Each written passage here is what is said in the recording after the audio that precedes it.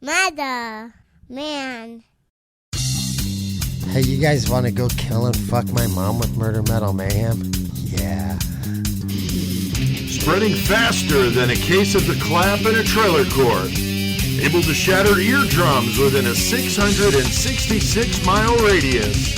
A podcast more brutal than all the rest. It's Murder Metal Mayhem!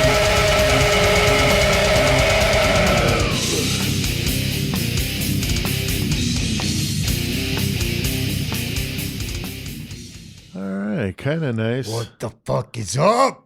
Kevin giving us some, well wishes there about his mom, throwing his mom some love. I mean, literally he loved her.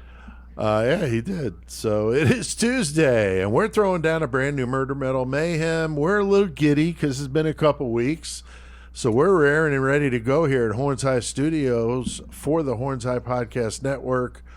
And awesome to, be doing this one tonight, episode 243 going down and getting close, man. 250 episodes, man. Dude, fuck yeah, dude. Yeah, hell yeah. I'm looking at the calendar. We should hit that mark sometime in late January, early February, depending on if we take any weeks off or bonus weeks, that kind of stuff. So...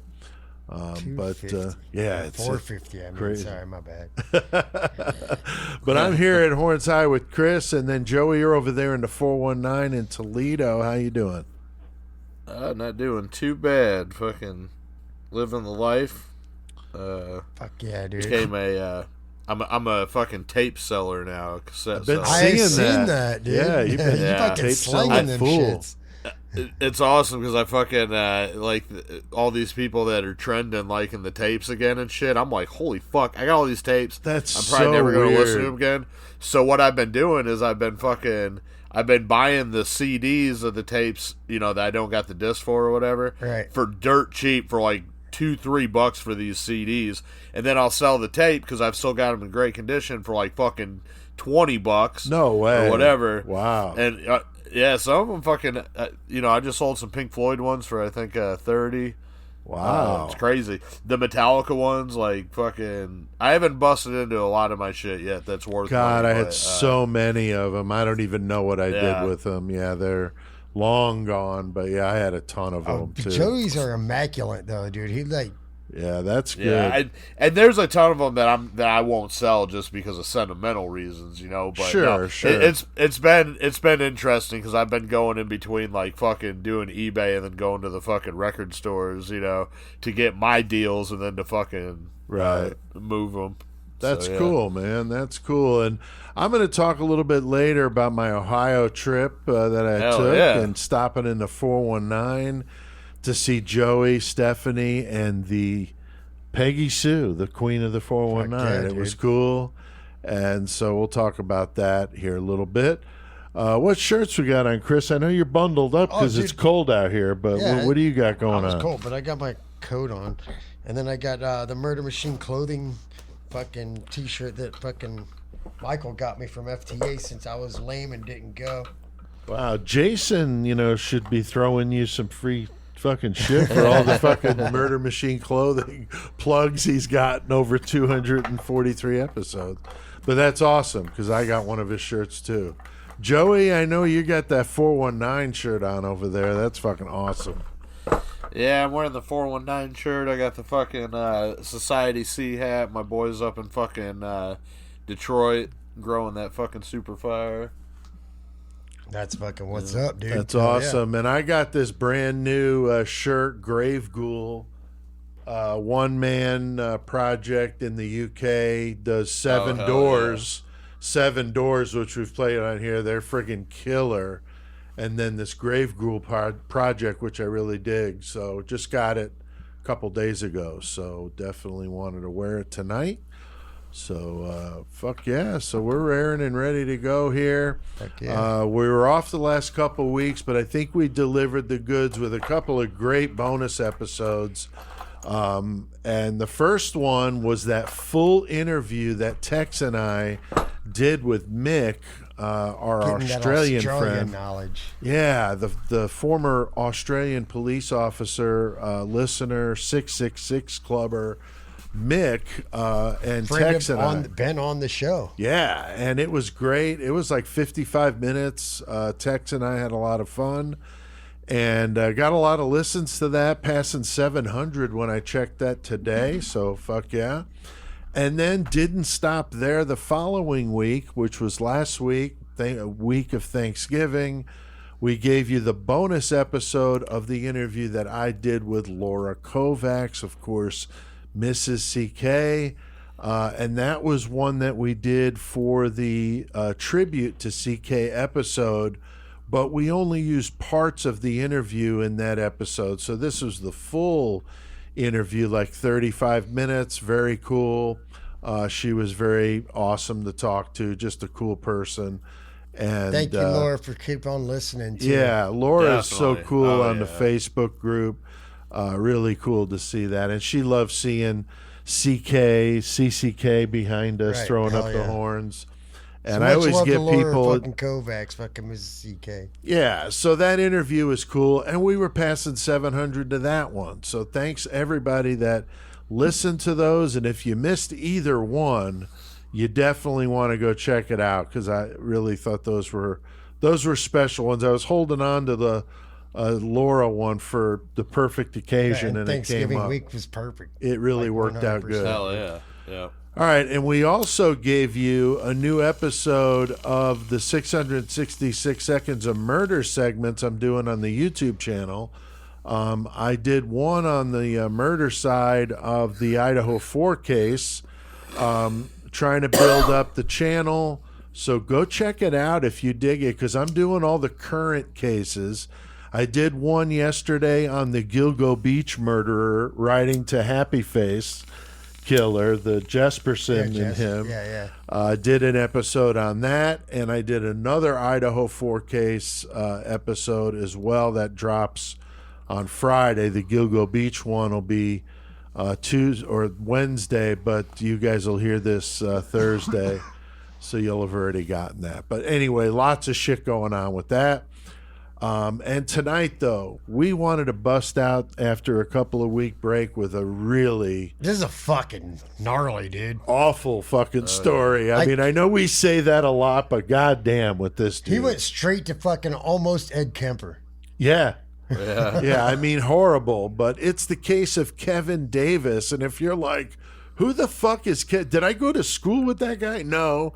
This motherfucker lost his virginity to his mom's corpse. That's not true. And you heard me correctly there. So you are not going to want to miss this. It is fucked up. And, you know, Murder Metal Mayhem, we do it dark, Yeah. disturbing, so it's going to be brutal. So that's what you're going to get tonight. All right? He did not lose his virginity to his mother, though. We will talk about that. All right. So we're going to talk about this 17-year-old from Texas in 2014 that did this murder segment coming up. You're going to hear it. So, yeah, you definitely want to batten down the hatches. Now, Chris, you got the horns tonight. Yeah. And what did you I do. decide So on? here's the thing. I totally forgot that I had metal. So like Pete texted me the other day and he's like, hey, yo, who you doing or whatever? And what song do you want? So I was like, oh, fuck. Real quick, I was like, shit, I'll just do one on fucking Mike Patton. So I'm going to do Mike Patton tonight. But mind you, it's good to be short, but Mike Patton's catalog after I got into it, I'm just like, what in the fuck yeah. did I Yeah, he's fucking... done a What ton the of shit. fuck did I just pick to do? Like, yeah. So, like, I'm gonna go through some Mike Patton shit, but it is like less than Cliff's Notes. All right. That's fine. That's cool. And I got a lost classic for us. Yes, yes. And I'm going to talk about the new 666 seconds of metal videos that Shane and I have been doing on the YouTube channel. So this shit is just cooking over there on YouTube. So we'll talk about this all in the metal segment. And we got a great Killer Cage Match Forum, guys. That is a listener favorite. That's where we take a list of 100 killers, 100 objects for them to fight with, a variable in the cage, and a song cranking up as they kill each other in the fucking Always ring. a good fucking time. On that, if the song's ripping on our 666 watt Murder Metal Mayhem That's setup. 666. No, yep.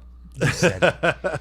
It's a blast, and we have some listeners to thank for providing the random numbers. Yes, tonight we have Blessed with Pain. Again, man. Fuck yeah. We got the motherfucking homie, Jeff Ignatowski. Hell yeah. And coming back to the ring once again is Ray McDaddy McBalls. Oh, yeah, the Mac Daddy. So, yeah, that's 3 familiar faces. So, thank you, gentlemen. And we got a good one going down tonight in the cage. Joey, who is fighting with us tonight? This will be a fun one because overall, like, the tail of the tape is pretty lopsided. Yeah, very lopsided. Anyway. But who we've got is Rod Farrell, who was the Kentucky Vampire. Yeah, skinny little bitch. And he's gonna go up against motherfucking OJ the Juice Simpson. Oh, Fucking damn. Christ. Man, he better fucking bring it from Kentucky for that one. Wow. And, this is OJ in the fucking killing days, so he was still in pretty damn good shape. Oh, yeah. And poor Rod Farrell and his mullet, man, he's going to have a problem. But as we know, blood. Chris, the objects They can make a it difference. I'm curious. and the variable and the song can even motivate or get people mad, whatever, because there's some good ones in there. It's a listener favorite for a reason, and we'll do that in the Mayhem segment for him. So, speaking of cage matches, got a little update for you guys. Oh, yeah. Punky and some shit going on that Joey and I was out there in the 419 and we had a great time. Went to Tony Paco's to eat. Yeah, it was good as shit, wasn't it? Which was amazing. Yeah, I mean the chili and I had a chili dog, 2 chili dogs and or a chili dog and a cup of chili. It was amazing. Fried pickles, amazing. Hit the gift shop. Didn't buy a shirt. That's fucked up. It was. But I bought some relish and some of the spicy ketchup Hell yeah, dude. and that place is a dope. mug, and got my grandkids 2 shirts. So So you did buy it. You said. yeah, I guess I did buy shirts, just not for myself. But then my wife and I get to meet Peggy Sue, Queen of the 419. Got Chris and I some 419 coasters. And they're from pretty Peggy fucking Sue. tight, so thank you, Peggy. Yeah, very Appreciate cool. you. This thing's dope. So it was a great visit. And we're going to play some of the audio of Joey and I going to visit Punky No, in the hospital. I mean, this is crazy. And I thought he got shot, but as you're going to hear, I mean, this is a whole lot worse that happened to poor Punky. So a big thanks to everybody who listens to us. Be fucking idiots.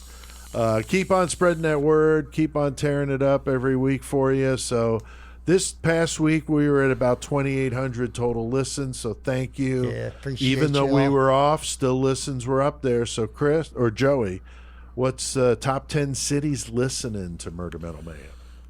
Our top 10 cities: Chicago at number 1, Hell yeah. Columbus, Ohio at number 2, Brisbane, Queensland, which is in Australia, at number 3, Danbury, Connecticut, 4. Hell yeah. Vicksburg, Mississippi, still in there at number 5.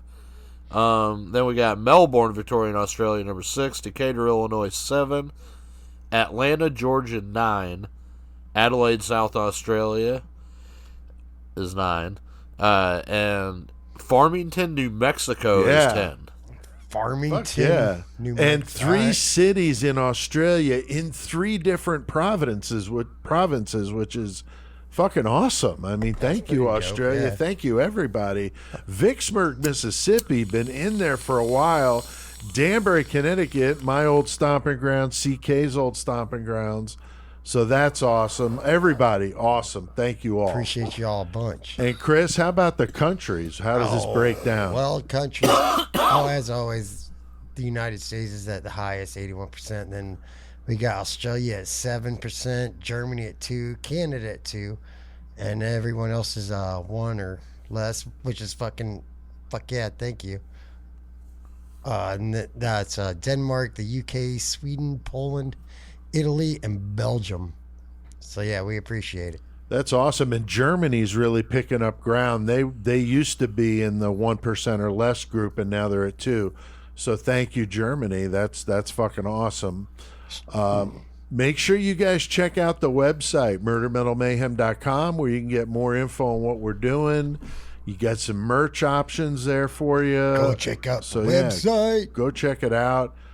And Chris? Hey, what you smoking, Joey? Right now I'm smoking this orange kush cake, but during the metal segment I got one of my infused pre-rolls with the fucking hybrid sour diesel. Stoked on that. God damn, all right. You know what I'm What about smoking? you? I'm smoking whatever's in the hitter box right now at the moment. I don't even know what's in there. Whatever's in the hitter box. That's funny. Hell yeah. All right. Well, we got a lot on our plate tonight. Going to take a trip south to the great state of Texas, hoping we can avoid getting a hammer to the head and that we can stop some freak Oh my from God. fucking his mom's corpse. Yes, let's not fuck our mother's corpse.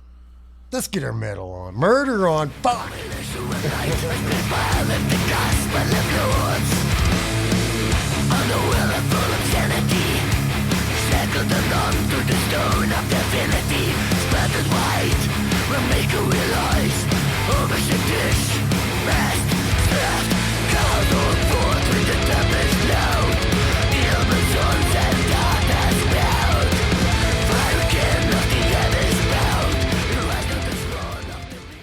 Man, I've been jamming that shit. Temple of the Damned, a killer Dutch death Pretty thrash fucking dope. band.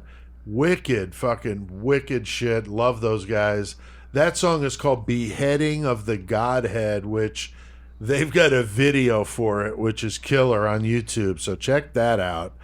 But they just saw reported just today that one of their guitar players is leaving the band, but they've been around for a while, and they're, seems like they're just gonna obviously get him replaced and keep it going. But killer band, Temple of the Damned. All right, now tonight we're going to be talking about this fool, Kevin Smith. Yeah, Kevin Smith? Kevin Smith? Davis. Yeah, I keep wanting to say Kevin Smith. Actually, Kevin Smith in the notes too. It's He just just literally says it. I'm It's like, hilarious. Kevin Davis, the 17-year-old that killed his mother. I thought he was 18. My notes had it as, or the one I read and watched, the 17. But he strangles her before repeatedly hitting her in the head with a hammer Jesus. while she was still alive in Texas in 2014, which that is fucking disturbing enough to say the least. But this motherfucker decides he wants to swirl her brains around Yeah, that's fun. before losing his virginity, so he rapes her lifeless corpse. I mean, it doesn't get much It's more fucked up. sick than this. It's a wild story, and the police interrogation videos were the first time I had ever heard about this. It's fucking depraved, to say the fucking least. Just don't care. Very Murder Metal Mayhem tonight. So, Chris, I mean, how can we not talk about eventually get to Mr. Kevin We Davis? have to. Like when I first saw it, like in the list, I was like, Kevin Davis, who the fuck is that? And then I was like, oh, wait a minute, this fucking That kid, guy. this fucking kid, holy Yeah, because the shit! name is just so yeah. plain, Kevin Davis. We need to fucking think I talk went to about school what with a this Kevin guy Davis. did. Yeah, but not this Kevin Davis, because this dude is fucked up. And Joey, I know you love those police interrogation videos as well, and I'm guessing you've probably seen all that shit on him on there. Yeah, I group messaged you guys with it whenever fucking the interrogation dropped. I was I like, think you're right. Yeah. and it had the fucking. That's You what know, fucking okay. But it had the fucking note on it. It was something like loses virginity to mother or whatever. And 99.9% of the time that's clickbait shit. Right. You know, that fucking Exactly. whatever. But this time, this was No. real ass shit. No, this delivers. This delivers. Because, I remember seeing, boy lost virginity to his mother. I was like, what? And I got to click on that. You know what I mean? Even though I know it's going to be some bullshit. But this was not. So this happens the morning of, starts, I should say, the morning of March 27th in 2014. Kevin asks his mom's permission for her. Hey, yo, Ma, real quick. Yeah. You mind if I kill myself today? Yeah. Like, what the fuck kind of shit is that to ask your mom's permission? Hey, what the fuck, man? He's claiming he's bored, tired of living, and didn't like people. And I'm not sitting here trying to diminish, suicide. I mean, for God, if you've got any of those thoughts, get some help, please. Right. But this dude is just the fucking ridiculous with this shit. And they live together in Corpus Christi, Texas. Mother Kimberly caught a little bit off guard by her son's question, could even you though even he was kind of imagine? weird. Could you even imagine if one of your kids I walked couldn't. up? Yeah, he's like, Dad, do you mind if I kill myself today? Yeah. Like, Yeah, oh, yeah, exactly. go right ahead. You're fine. Yeah. You're fine. So, I mean, I'll see you tomorrow. she said, well, her response is, well, I can't stop you if that's what you really want to do, which is probably not the best. I mean, if it was one of those, if I could do it over moments, I mean, wouldn't that be? Right, she's like, I'll Chris, just have to deal with it. Yeah, I mean, I'm thinking like if you could have possibly paused, thought about that for a moment, and then responded. But hey, it's like, hey, I can't stop you. In my line of work, we talk about a lot of liability and stuff like that. We talk about shooting from the hip is not the way to handle like press relations and like dealing with drama and this kind of stuff. So this is like that personified, like just a complete reckless hold on. answer. Like she should have just thought about that. You know? Do we need to talk, dude? Like, yeah. But I mean, Chris is a parent. I mean, there's difficult conversations that sometimes we have to have with the kids, If one, like I was just saying, if one of my kids came up to me and like straight up was like, hey, I just want to say, can I get your permission to kill myself? I'd be like, first of all, no. Second, come sit down here with me, dude. Like, what is wrong? What is wrong? Right. We can figure something out. That is not an option. Yeah, it's not the answer. Having gone through it with Tim, McClellan from Low 12, it was the worst thing. And I know that if he would have known what he put all of us through, right, he would have never done that. And if he would have saw that the place was like not a seat to be had, I mean, it was fucking packed full of people, and many of them from all different walks of life getting up there and talking about what a great dude he was and this and that. He would have never done what he did. So it is absolutely not the right thing to ever do. So go get some help. I mean, honestly. Need help, go get it. Yeah, There's options out there. This guy was just off the fucking rails beyond just But he that. doesn't suicide himself, though. No, he does not. He does not. So, Joey, I mean, he later would tell police that it was that response that his mom gave that was kind of the catalyst to this. I mean, what do you think about that? Well, I'm personally under the impression that, I don't know about fucking medical diagnosis, but this dude's fucking mind was definitely not in the right fucking place, and shit was going weird. So it seems like, whenever he fucking said that to his mom, what he's looking for, they say like, oh, some of these people are looking for attention, right? And yeah, some of these people probably are looking for attention, but the thing is, if they don't get it, there might be a reaction. Right. And that's, I think, what happened here was this dude, I think he put it out there to his mom that shit was fucked up. I mean, that's the only way he could say it to her. Yeah, and then her, not like Chris said, like, hey, come sit down and let's fucking figure this out. Right. Her being like, well, there's not much I can do. He's going to be like, you know what? You're the one that I was supposed to fucking lean on. Now I'm fucking mad as hell. Even saying his mother is like the best mother there ever could be. Yeah. Yeah. Yeah, definitely strange after what winds up happening here. But yeah, I mean, what a shitty way to respond to him. She should have been, like you said, let's sit down, let's talk about this, So later that morning, while his 50-year-old mother was sitting on the arm of the couch, he comes up behind her and attempts to strangle her with a cord from his video game console. Yes, sir. Sort of a fitting murder weapon for this fucking fucking idiot. That's what he did, was play video games. So. Yeah, exactly. I'm sure it was, he was probably on the autism spectrum. You hear, now today, that seems to be like the disease of the day, or the disease du jour in the medical community. Because when my kids were little, it was the ADHD thing. Right. And now it seems like it's autism. And I'm not saying that that's not a thing. It's just interesting how those things kind of just pop out of nowhere, it seems, and like dominate. It's like when I was young, it was AIDS and Satanism. Yeah, right. That's true. When I was young, every kid I knew was eating a peanut butter and jelly sandwich. But now you can't even have peanuts around kids. That's true. Right. That's true, Yeah. dude. Yeah, that was my weird. only lunch my mom packed me through high school. Was peanut butter and jelly Your mom sandwiches. packed your high school lunches for you? I think she did. Yeah. God damn it, Pete. I think she did. So now, don't get me wrong. I mean, I know people that legitimately have both ADHD as well as autism, and it is a very real thing. But I just think that it seems like these things run in strange trends. And I don't know, we'll probably get people pissed off about that, but whatever. Now, Chris, he finds that the cord didn't work real well. Oh, Probably no, not the it best didn't. choice.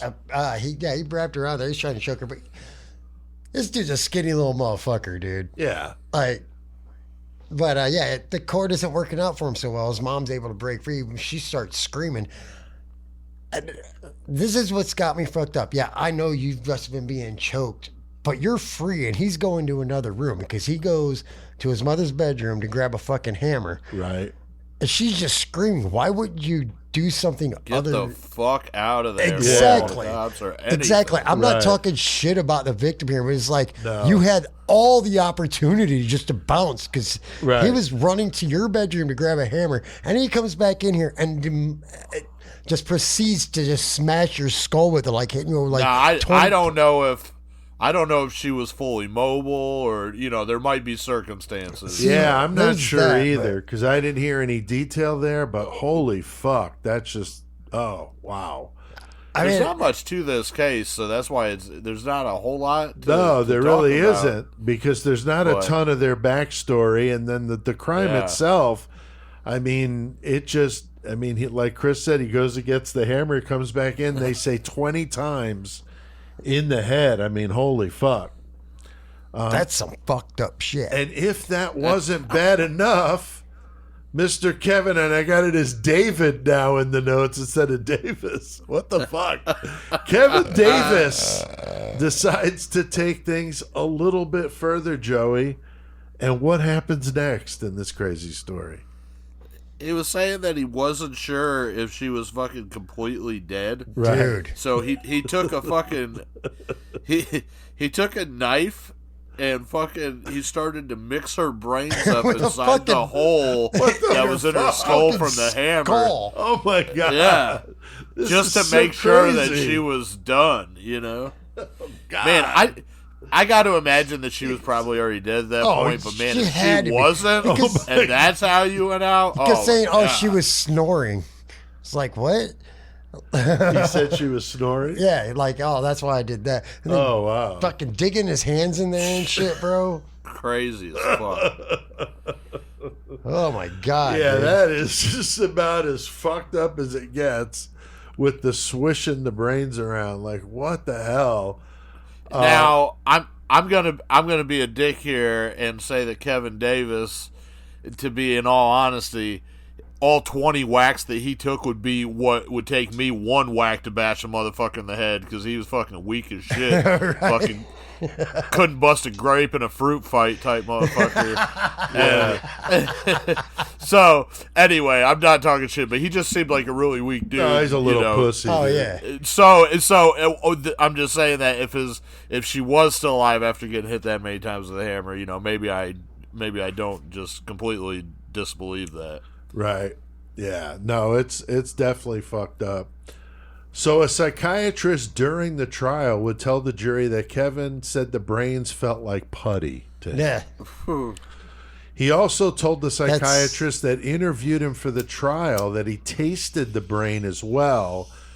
I'm not sure about that. I just have to wonder, when it gets this wacky, Why? No, it's either legit like insanity here, or it's somebody really trying to embellish the gross, gory part of this to make themselves sound like they're totally insane. I honestly kind of feel like this dude actually probably did lick his finger and be like, Yeah, I mean, I'm not saying he didn't. I'm just saying, do you guys think that he's maybe embellishing? You know what? If he did or he didn't, what he did next takes the cake over it anyway. Yeah, so. exactly. And he did do this. Like this. Oh yeah, like, this we're not done yet. Like this tasting the brain. I mean, this is just kind of building to this crescendo. And Chris, I mean, I'm handing this to you. I mean, Murder Metal Mayhem, we do some gruesome shit. And I know we this love... dude's interrogation is super matter of fact. dude, Like, he'll tell he you, tells just like, you everything. Like, Yeah, so to take this is it from exactly here, what dude. I did. He fucking straight says, "Yeah, I lost my virginity to a corpse," but he's like looking at his mom's body, and he just took her clothes off after he had already beat her with a hammer, drug her from one room to another, Right. stabbed her brain with a knife, stuck his hand in there, tasted. He's like, "Oh man, now I got a boner." So he takes all his mom's clothes off, and he comes inside of his dead mother's body. That's so fucked up, dude. And he does say, "Yes, I fucking lost my virginity to a corpse." But I don't know if you remember in the interviews, though, he's like, that's not the first time he had sex, because they pressured him about it. He's like, with a human. Yeah, right. With a human. It was still a corpse. Okay. Yeah. It Well, was still a corpse. He fucking drowned the family cat. The cat. And he fucking cut it open and fucked the cat corpse. That was the first time he had sex. Oh, damn. The second time he went to a bigger pussy. Oh, wow. But yeah, that's fucking fucked up, dude. This dude is not good. No, not at all. That is fucked up. I forgot about that. But as you were telling it, I'm like, oh yeah, I remember there was a... So that is just, damn, this dude is just beyond the fucking pale. And he actually was joking with the police, saying, yeah, I lost my virginity to a corpse, and lets out this little crazy ass fucking laugh after he says that. And then after he gets done, for whatever reason, partially dresses her, but leaves her naked from the waist down, and poses her in a sexually suggestive way. You know, we've heard that a lot, you know, with the different killers we've talked about. And he told them that he often fantasized about having sex with dead bodies. So no, he fantasized about killing and raping his mother and his sister. Right. Like, yeah. Since he was a preteen, he's just like, yeah, it's just a thing. That's what I wanted to do. Yeah. Yeah, he was not very nonchalant about the whole thing. But Joey, I mean, if this doesn't somehow inspire some grindcore band, I mean, honestly, I mean, I don't know. What else would? I mean, this is some heinous shit. You know, I think back to like when I was 17. I mean, I have a lot of other things on my fucking mind other than some... So was this dude totally insane? I mean, like, off the charts, like, legally and all, in your opinion? I mean... It's so hard because there's so many different fucking, you know... There's different clarifications and fucking tiers to being insane or whatever. And Yeah. but as we all know, you hardly ever get released because of insanity. It's in very court case. rare. So Very rare. this dude, do I think that he knew right from wrong? Yes, I do think he knew that. Do I think he knew what he was doing? Absolutely. But do I think somewhere along the line some of his fucking wires got skewed? Oh, Fucking, he 100. to do the shit that he did, who the fuck Right. out of 100 people, how many people fuck their mom Oh, that's Yeah. dead? right. Yeah, Yeah, exactly. Yeah, this That's is crazy. This is beyond Shit, fucked out of up. 1,000 Yes. people, dude, for real. Like, Yeah, it's yeah. But to get an insanity plea in the U.S. penal system, he probably doesn't fit it because, like I said, he knew what he was doing. Yeah, Fucking- he left. He left. Yeah. He was on his bicycle, but still he left. So Yeah. he He took knew a that bath he had to afterwards. leave. Yeah, took a bath. Yeah, so And the fact that, he tried to strangle her. When that didn't work, he proceeded to go into another room Right. and get another Another weapon weapon, to yeah. come Right. back and do it. Yeah. right, the whole He's pretty much premeditation. popped on that. Exactly. So originally, he planned to also kill the sister. She was older than him, I believe, yeah, wasn't she lived in an apartment close to them, but not. Okay, I wasn't sure if she lived with them or not, so that you're right. Yeah. And so she was gone though. So thankfully the sister was safe. Oh, he left those notes, too. Oh yeah, I mean he wrote the notes that he had. It was the one note was like to his sister, basically like, you find her, maybe she's still alive, but I doubt it, or Right. whatever. Keep your head. And he wrote one that just said like, chase me or something like that. Yeah, he said sorry for the mess, chase me. Yeah, that. Yeah, It's like, with his initials KD. So yeah, I mean this guy, I'm saying out there, brutal death metal, any death metal, grindcore, any metal band that's hearing me right now, somebody needs to fucking write a song about this, please. Just and let say us know, that- because this dude that's is- fucking craziness, man. that's why I said he just went straight full on Ed Kemper. He just went straight to mother killing and fucking. Yeah. That's full Ed Kemper.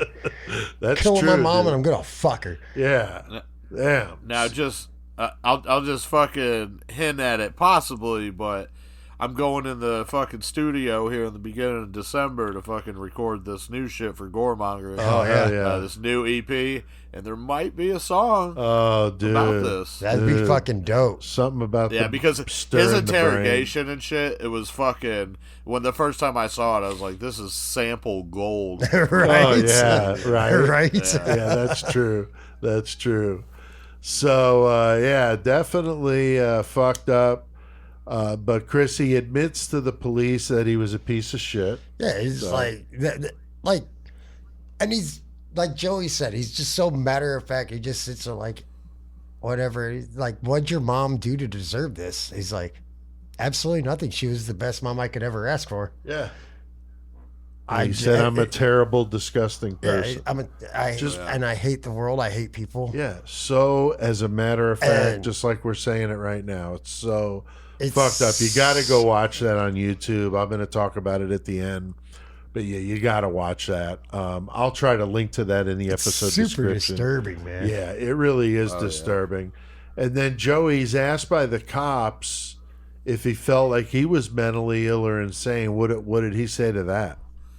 He said no, and that's like I said. He probably fucking knew.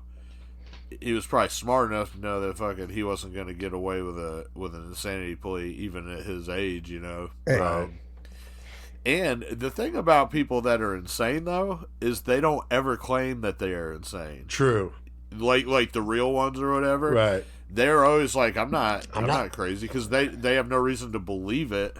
Because Right. it's all To It's them, all that's reality just what to they them. know. Yeah. To them, yeah. it's real. Yeah, for sure. So him saying that he didn't Wow. think that he was insane is also what an insane person would probably say too. That's a good point. It's hard to tell. Yeah. It's a good point, dude. It's a good point. So very, very interesting about this guy. The interrogation, as we mentioned, asked him if he was, given a chance, he would kill again. He tells him, the fact that he decided to leave town on his bicycle, probably not the best getaway. I mean, vehicle. he couldn't drive it. He couldn't drive. He couldn't drive, but I'm just like, dude, a go-kart like Bubbles on the Trailer Park Boys would have been a better option. Yeah, but then he ditches Bubbles the bike and was starts fucking walking, though. Jacked up when fucking Ricky wanted to fuck up his golf cart or his go-kart. Sorry, a Trailer Park No, Boys on my fucking mind. when he's got the fucking wagon strapped to the back with fucking Ricky fucking passed out in the mud. Yeah, coming from the nation. So yeah, he's leaving these crazy notes, and then after he rides his bike for a bit, he decides to pull the plug on the getaway. Maybe this is just too much work.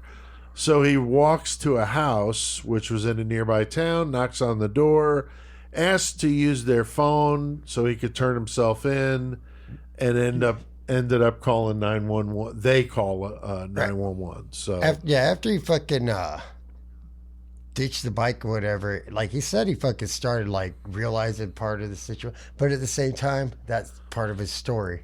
right, But could be. they call 911, and if somebody came up to the house like this dude right now and it was like, hey, can I use your phone to call 911? I just murdered somebody. I'd be like, no, motherfucker, come in here. We got you. Just hide out. Yeah, I'd be like, dude, I'll call 911 and have a good day. Like, no, I don't want you in my house. I'm like, no, get in here. We got you, man.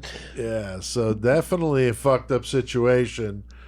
He freely tells the police what happened. He told them that he loved his mom, as we've been saying, but didn't regret killing her.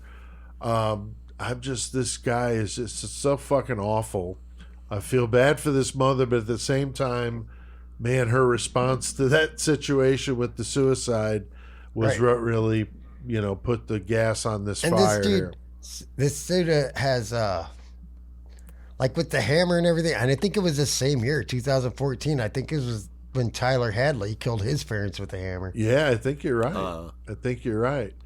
So he told the cops he should be locked up for 100 years, which is, one of those things they talk about, that Reed technique on the behavior panel. I got that book that they talk about asking questions like that. Like, what should happen to the person that gets caught? It's part of that technique, part of breaking them down, the way they do it. It's fascinating stuff. He said, when they asked what think should happen to him or whatever, and he said, like, whatever the court or the people say, that's what I have to do. Okay. This dude did not give a shit No, he about really didn't. anything. It really did. And Joey, it's amazing that, he wasn't mentally disturbed and that he was totally sane. Did you see that? Yeah. Like I said, that's what anybody that's insane is supposed to say. So I don't know. Right. It's hard to tell from that vantage point. But like I said, I mean, what it all comes down to is he knew what he did. He knew what he did was wrong. He owned up to what he did. What he did was fucking despicable as fuck. Right. I don't know, man. That motherfucker, I'm glad he's sitting in a prison somewhere, Right. I hope that while he's in prison that they're getting him some help, because, man, I don't know who the fuck could be that dude, Sally. Dude, he actually said in the interview, so fucking awful, man. he actually said in his interrogation, though, he's like, yeah, I would kill again. Yeah. Like, Yeah. what the fuck? Yeah, he's very, as a matter of fact, about it. He also went on to say, a body is a body. It's just a piece of meat. So, I mean, this guy's just not working with the full deck, as they would say. Smiled when the jury announced the verdict and sentence. So he's eligible for parole in 2044 and serving his time at the Jester 4 facility in Richmond, Texas. Hey, Tex, where's that at? Yeah, we'll have to find out from Tex if he's run across this fool. Definitely deserves to get his ass fucking shanked in prison in more ways than one. Jesus Christ. Yeah, this dude's just fucked. So, as Mick would say, I love it when you guys just say something's just fucked. So, this is one of those times, Mick, if you're listening. Fucked. This is very fucked. So, guys, they call that video, the one I saw, the most disturbing interrogation you'll ever see, is in the title of the version of it I saw. And they're not fucking kidding. I mean, we've been talking about this thing, but I'm definitely going to link to this in the episode description if you haven't already seen it. Yeah, it's not really long. It really isn't. It's really not that long at all. No, it's he comes in, he's just like, yeah, and then talks. yeah, it's very, very, as a matter of fact. And when you know what happened, it's like, how the fuck are you talking about it like you're asking if they, what's for supper tonight? Right. Just really fucked up. But anything to add to this crazy ass fucking Kevin David, or Kevin Smith story tonight? The story of the Kevins. So, what do you guys think? I thought it was funny when they asked him what his perfect murder would be. And he's like, I'd probably put on a nice suit. Oh, Yeah. And I'll sneak into their house and I'll incapacitate their boyfriend. So the boyfriend's got to be there, dude. Did you see that? yeah. And he's like, I'd kill her, probably cut her head off, sew it back on, and have a good night. Yeah. Wow. Like, holy shit. Yeah, that's fucked up. That is just fucked up. That's what's so wild is like this dude, this whole thing is just one incident that this kid did. Yeah, well, imagine what But he it could was have enough done. for us to do a whole fucking episode because that's how fucking wild it was. Oh, without a doubt. So I watched that interrogation on YouTube, plus a couple of great articles I found online. One of them was on a website called Vocal Media. It was really good. Another one on the Daily Mail in the UK. So I did read up on it, but it had been a while since I've seen the interrogation. I saw the interrogation, several years ago.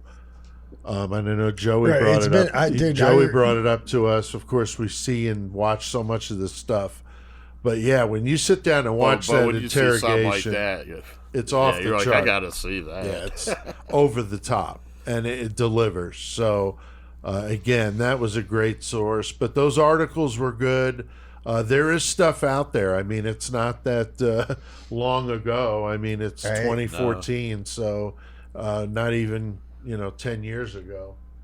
It's fucking just a fucked up situation, dude. It really Yeah, we're is. making jokes, but Jesus Christ, it's fucking dude. horrible, and we're not going to stop because next week, Nope.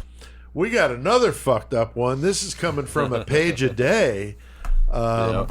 Amarjeet Sada, which is the youngest known serial killer at the age of 7. Jesus Christ. 7 fucking years old.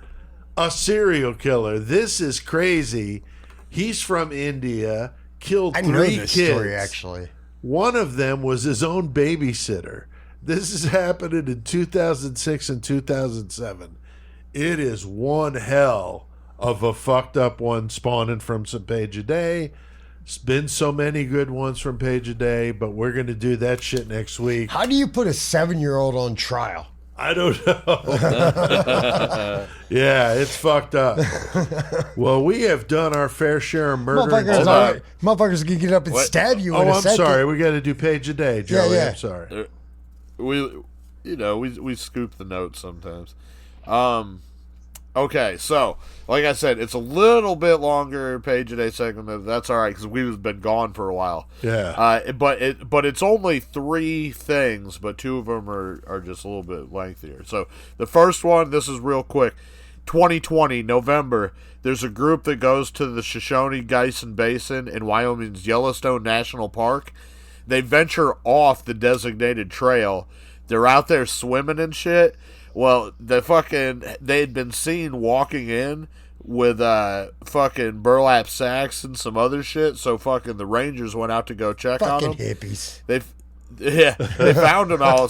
They found them all swimming in this fucking in this water. But back where they were fucking set up, they had 2 fucking burlap sacks in these geysers, 400-degree hot spring water, cooking 2 whole chickens. So they're fucking, they're gonna eat these chickens that they're cooking in the geyser. Fucking, so they're charged with foot travel in a thermal area, going off trail, and also for having food in the thermal area, because that's like, you can't. Yeah, you can't fucking do you that can't shit. introduce that to the environment, right? So they're saying, dude, they had bags in the water cooking their chicken. I was like, Are what you the fuck? fucking serious? So they were fined between $500 and $1,200. They received 2 years probation, and during that time, they were banned from the park. So. Dude. Oh yeah. Seriously, they're just gonna fucking hippies, bro. Yeah. Yeah, that's fucked up, man. All right. So, like I said, so these are the 2 next tales. This first one's a Canada tale. So fucking Shane, fucking, maybe you could do this one with us if we end up wanting to do it. I could have sworn that we did this case, and then I had to look up the fucking Murder Metal Mayhem fucking backlog to fucking see. But that's a lot, bro. Bruce MacArthur, Bruce MacArthur from Ontario, Canada. This motherfucker was crazy as fuck. So, 1951, he's born on a farm in rural Ontario. Now, he's a gay dude, but he's, he can't be accepting that shit because he was growing up in a religious family and shit, and they found it unacceptable. He married in 1974, and him and his wife have 2 children, but then he comes out in the early 1990s. They continued living together until 97, and then MacArthur moves to Toronto. He starts frequenting the bars in the church and Wellesley neighborhood, which is Toronto's gay village, and then he assimilated in the community there. The afternoon of Halloween 2001, actor Mark Henderson invited MacArthur over to see his costume, and once he was inside, MacArthur hit Henderson over the head with a pipe. There was a struggle, then Henderson loses consciousness. He needed 6 weeks of physical therapy to recover from the head injury. MacArthur claims that he didn't remember attacking the dude, but pleaded guilty to the assault with the deadly weapon. He received 729 days in prison, but avoided jail because he was deemed low risk for reoffending. God damn. Super fucked up. So what he goes on to do... Yeah. Oh, man, I can't even imagine. Is this the one with the planters? Yes. Okay. Yeah. Oh, no, this yeah, case is fun. okay. So we never did this one, did we? No, but Man, he's been Bubba, he's been on my he's mind on the list. because every time I hear about him, so I'm glad you're doing this. Every time I hear about him, I'm like, we have to do this fucking case. So without and Shane, a doubt, I think needs to do it Shane, with us too. of course. Yeah. So anyway, 2002, Bruce MacArthur, he joined several dating sites, and he's like super interested in BDSM. Where he's really specifically into dominating others. So he gains a reputation around the church and Wellesley area for rough sex and a bad temper. And so he gets another attack in 2001, but it gets expunged from his record in 2014. And all of a sudden, like, he's just this pariah in this neighborhood because of his increasing rage. So as his social life declines, he goes off and starts a landscaping business, which actually became really successful, and that's what he put all of his efforts into. He had a loyal customer base, and in the off-season, Bruce MacArthur played Santa Claus at a local mall and designed floral arrangements for charity auctions. So, meanwhile, as he's doing this, men are disappearing from church in Wellesley, primarily those who are middle-aged and of South Asian or Middle Eastern descent, including undocumented immigrants and unhoused people. So, 2012, Toronto police, they form a task force to investigate the disappearance of Skandaraj Navadaranam. Yep. I think I got that right, which is a Tamil refugee, which was last seen in the gay village. Within a year, the project's caseload would triple. Afghan immigrants, Abdulasir Fazi was last seen in December 2010, and Majid Gayan was seen in October 2012. They're added to this investigation. An anonymous tip led police to Bruce MacArthur, who admitted that he had frequented the same bar as them and that he had employed Kaihan and had a sexual relationship with him. It was later confirmed he also had been Navar Sham's lover and employer at one time. So this dude's like hiring these kids, banging them. This is like Gacy, Right? Yeah. It you know what I'm is. saying? The same It's kind of Canadian shit. Gacy, So, man. yep. So he's questioned and released. Project Houston, which is what the investigation was called, it was concluded in 2016. There was no evidence linking the disappearance of any of them. In 2017, a task force was known as Project Prism was formed. Now they're looking for the disappearance of Salim Hassan, which was a peer counselor and Turkish immigrant, and Andrew Kinsman, who had a similar relationship with MacArthur as the other two, where, you know, MacArthur's fucking hiring them and then banging them. Project Prism had more success than Project Prism, and they credited their success to the fact that Kinsman's disappearance was reported within 72 hours, while the other ones weren't reported till later, which we all know means a lot. That So, means that's a big factor, yeah. yep. He was last seen on June 26th, and written on his calendar the day before that was one name, Bruce. Fucking. So, security footage from outside Kinsman's apartment showed him approaching a red 2004 Dodge Caravan the day that he disappeared. September 2017 confirmed that MacArthur owned such a vehicle, but it was no longer at his residence. They tracked the van to an auto shop the following month, and then the shop owner, you know, he gave them the security footage too, shows MacArthur selling him the vehicle. They fucking search it, traces of blood are found in there. The blood was identified as Andrew Kinsman's. They get the evidence to obtain a warrant to track MacArthur's phone and enter his home, where while they're in there, they clone his hard drive. Project Prism announced they still have no evidence linking the disappearances and warned citizens to be cautious when using dating apps.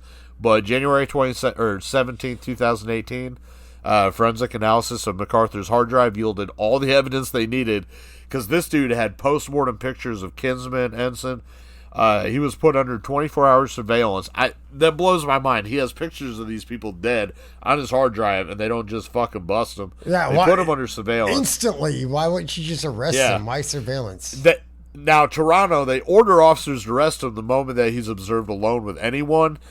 So, you know, that's the next day it finally happens.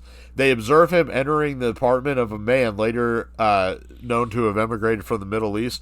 They let this dude just fucking hang out with him and go to his work. This fucking blows my mind. Yeah. MacArthur had handcuffed the man to his bed and placed a black bag over his head. Jesus. Like, how long did you wait to enter this apartment? Yeah, with this no, dude? what the fuck, man? Exactly. Man. Why? Yeah. So the man escaped. He didn't have any physical injuries, you know, which is miraculous given the evidence authorities found on the electronic seized from the apartment, you know. He kept postmortem photos of his victims posed wearing only fur coats and hats, some of their eyes taped open or cigars hanging from their lips. It was later discovered he had shaved some of the victims' hair and beards and kept the hair in Ziploc bags at a different location. But the most gruesome discoveries was made on the property where he worked as a landscaper. They searched 30 properties associated with his business and eventually focused most of the efforts on an address in Leaside neighborhood, which is super wealthy. Cadaver dogs focused on 12 large planter boxes that were in the backyard that he had set up. Yep. And after using heat lamps to thaw the frozen ground, they found the skeletal remains of 7 men in the planters, including Navarananam, Faizi, Kinsman, and Hassan, all from the investigations. Kyan, also from the Project Houston, was later found in the woods behind the property. MacArthur was charged with 8 counts of first-degree murder. On January 29, 2019, he pleaded guilty to all counts. On February 8th, the judge sentenced him to life in prison with no parole, eligible for 25 years. So MacArthur's in poor health. They don't expect him to make it that long. Wow. Yeah. In 2021, a 2.5-year inquiry into the handling of the disappearance of his victims, because they were all from the gay community and stuff, you know, they ended up having a big old fucking deal on their hands, and they said that they had marginalized vulnerable communities and offered 151 trust building recommendations for TPS. Wow. Now, one last thing about this case with Bruce, which is fucking crazy, is that there was a cold case From 1975 to 1978 in Church and Wellesley, which is the same neighborhood, where 14 men were brutally murdered. At this time, he worked at Eaton's department store just a few blocks south of the village, and he left the job in 1978 when they stopped. The murders were not dissimilar to those, but the bodies were not disposed of. Rather, the men were found tied to their beds, beaten or stabbed to the point of overkill. But in 2018, they said that there's no connection, between those. But man, that's fucking pretty crazy coincidence. Yeah, it is. Holy shit, man. That's definitely, that's like fucking Gacy fucking poutined up there, man. That's fucking craziness. We definitely going to have to do that. So we'll let you guys know. We'll do that more in depth. But he's got one more. Page a Day, you got another one too, right? I do. This is like I said, we had 2 weeks. Pete came out all the way to the 419. So I'll burn through this one, but this is a good one too. Especially we just did Colts, and this is another one I'm sure we'll do. We talked about this one. But the Order of the Solar Temple, I mean, that's just fucking insanity. The International Order of Chivalry Solar Tradition, which is better known as the Order of the Solar Temple, was founded in Geneva, Switzerland in 1984 by Belgian homeopathic doctor and New Age lecturer Luc Jouret and occultist Joseph de Mombro. Mombro? Yep, Mombro. What's up, Mombro? The two asked when Jouret Mombro asked Jouret to speak in his New Age group of the Golden Way, and they bonded over their shared belief in the occultism and the impending New Age. They all found like similar fucking things together in the religious aspect, as well as extraterrestrial beliefs, and also certain Freemason rituals. So this shit is just like a fucking ticking time bomb of fucking insanity, if you ask me. Yeah. So they also built their shit on preparing for the apocalyptic catastrophe that would consume the earth in the mid-1990s. He used his charisma and Jouret to swindle newcomers, and he convinced them that they would be reborn on the elite star Sirius after the apocalypse. I mean, this cult expanded to Quebec, Australia, Martinique, and other locations. I mean, it was pretty fucking crazy. Right. They had people that would invest upwards of $500,000 in fucking schemes like organic farms and shit like that always fell through. All these things always fell through. In 1988, Jouret recruited an employee of Hydro-Quebec, which is the province's power authority. Jesus. And they invited Jouret to give lectures to the company's executives over the next year, eventually recruiting more than 17 employees into the cult and growing its power and influence. Fuck yeah. So charisma, man. They moved the sect to Quebec, but a criminal investigation begins, and they suspect him of leading a paramilitary operation, and they thought that he threatened to kill Public Security Minister Claude Ryan. But all they could charge him with was illegal possession of a weapon. He was required to pay $1,000. And he convinced the judge that the weapon was for his own protection. He needed it because of who he was. And the judge agreed with him and said, okay, just pay the fine, and that's fine. Wow. So he's also suspected of arms trafficking, money laundering, and the entire sect was implicated in the 1993 bombing of a Hydro-Quebec plant. But that was nothing compared to what he did in 1994, which was when the supposed apocalypse was supposed to happen. So de Mombro, he orders the murder of 3-month-old Christopher Emmanuel Dutoit and his parents. Now, the reason why is Emmanuel was born on July 5th, 1994. Now, in Order of the Solar Temple, their members, Nicky Robinson and Antonio Dutoit, who are the parents, you cannot, in this temple, fucking have babies, choose the names, or anything like that without de Mombro telling you what and when you can do. Yep. So he announces, and they didn't consult him or nothing. They have this baby, so he announces to his followers that the baby Emmanuel was the Antichrist and secretly coordinated the family's murder with a smaller trusted team. September 30th, Order members Colette and Jerry Janaud, they invited the Dutoits to their home in the Order's compound in Marin Heights, 50 miles north of Montreal. Swiss Order members Joel Egger and Dominique Belletin killed Nikki and Antonio as soon as they entered the compound, stabbed Emmanuel, the baby, with a wooden stake. They left the family's bodies at the Genauds and drove the Dutoit's car to the airport where they fled back to Switzerland. 3 days later, the Genauds firebombed their chalet with the Dutoit's bodies inside. The couple later committed suicide in another flaming chalet nearby. Quebec authorities arrived to find the first 5 of many deaths to come because the bodies of Detroit and the Genoud families were discovered on October 4th, but October 5th, 23 bodies are found in a charred farmhouse in Fribourg, Switzerland. Another 25 are dead in Valais, Switzerland. Jesus. Many of the dead were found arranged in a circle. Some were drugged. Some had bags over their heads. Many had been shot in the head, but the inner circle leaders, including Dret and DeMambro, had taken poison. It's unknown how many of the dead were forced to take poison or took it voluntarily, but there was a lot of it going on. Wow. December 23rd, 95, there was another group of 16 that are found dead in France, arranged in a star pattern. They'd been dead for about a week. It was determined that the 2 order members had shot the others, then died by immolation. Take a drink. On March 23rd, 1997, 5 more bodies are found in a burning Quebec house. In a shed behind the house were 3 teenagers, drugged but alive. As of the early 21st century, there were still up to 500 active members of the order. One last thing about this, Grace Kelly, she was popular, and there was a possible link to her within the order.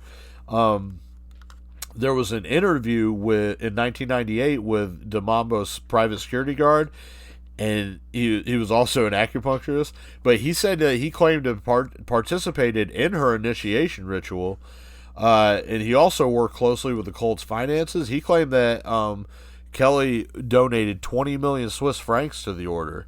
Or they asked her to donate 20, but she settled on 12, but soon had doubts and withdrew it. But she fought with DeMambro and made it clear that she was willing to expose his demands, and he backed down so as not to expose any more of the high-power followers. God damn, but what's crazy, all of this happened just a few months before Grace Kelly's death, which what happened, she drove her car over a mountainside in Monaco. What's crazy is it lands in the garden of an Order of the Solar Temple member.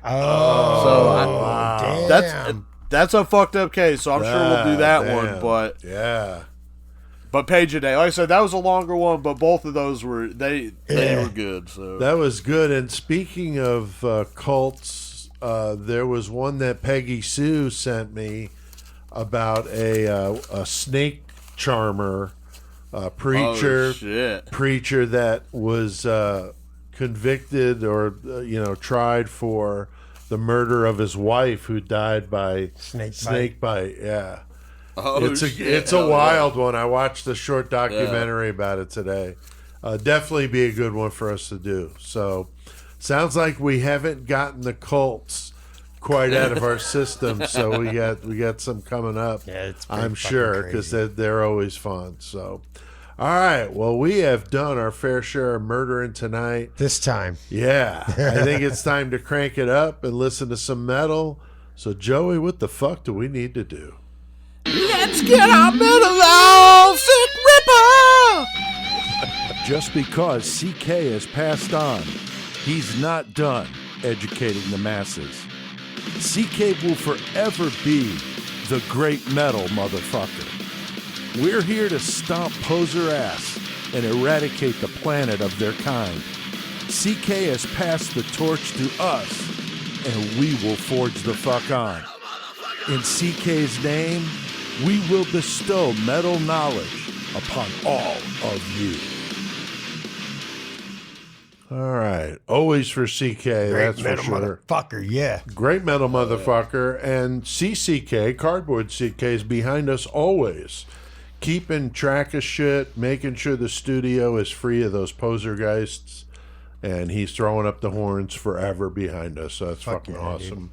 Dude. All right. So because CK is gone, we now have decided to keep this segment going by taking turns each week of which one of us has the segment and can pick the topic and so forth. So, Chris, you got the horns this week, and you made an interesting selection. I do have the horns tonight, and I did make an interesting selection.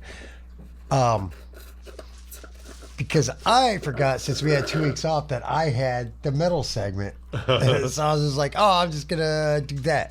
And it got way deep. So I'm just going to do a short version. A short version. Like, it's going to be good. Okay. But I decided I was going to do Mike Patton. Interesting. Because Mike Patton, he was one of the end of the year episodes when we did favorite vocals. He was one of my favorites. But yeah, Mike Patton, he's a singer, a songwriter, and a music producer. He's got his own label. It's I didn't write that down. I hate myself. Anyway, but he produces all kinds of music, and he's also, I did not know that he's a voiceover actor and also a film composer. I didn't know he did films as well. Wow. He's a talented motherfucker. But, like, I kind of want to know what his voiceovers are. Is he doing, like, SpongeBob episodes and shit? Hey, I don't know. But he was born June 27th, 1968. So, hell yeah. He's 10 years older than me. Fuck you. I mean, fuck yeah. He's just 1 year older than me. Yeah, in Eureka, California.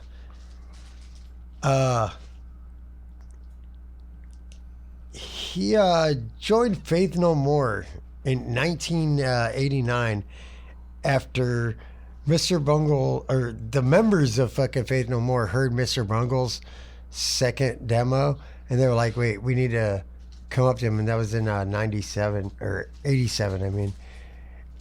And he was like, yeah. And he formally joined in, like I said, 1989. And he replaced Chuck Mosley. Chuck Mosley was the original vocalist for Faith No More, obviously. Which, We Care a Lot is such a good fucking album, dude. I'm not going to lie. Am I wrong? Oh, I love that shit. So, yeah, I'm not real familiar with it offhand. It's really good. He was on We Care a Lot and Introduce Yourself. Yes. And then 1989, they dropped The Real Thing with fucking Mike Patton. Just like, he had a certain way of doing his vocals. Like, he would use like megaphones and face masks with everything that he did. But and then 3 more albums with fucking with Faith No More was Angel Dust, King of the Day, Full for a Lifetime, and Album of the Year. And then they disbanded in 1998, and then they went on. And then 1998 also forms Fantomas with members of Mr. Bungle, obviously, the Melvins, and Slayer, which was the drummer, Dave Lombardo. And so he did that. And then in 1999, put together Tomahawk with Dwayne Dennison of fucking the Jesus Lizard.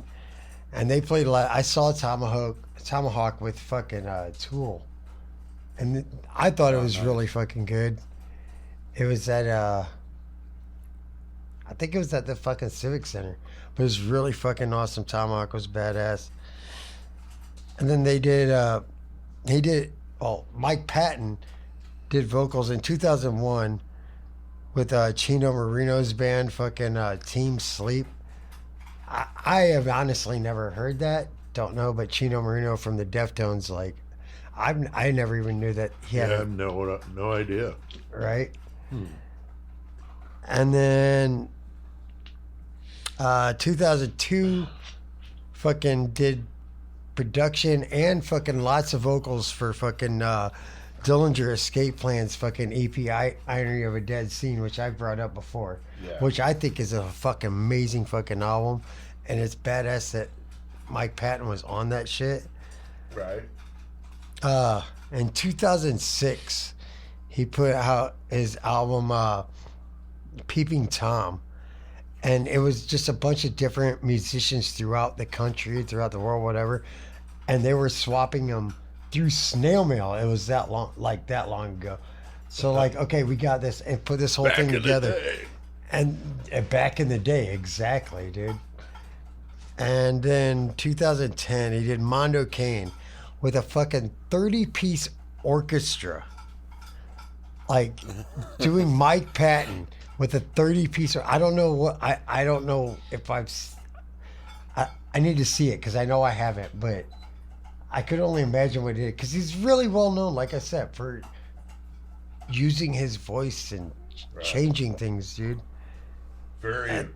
Very original. I mean, you can't say he sounds like anybody.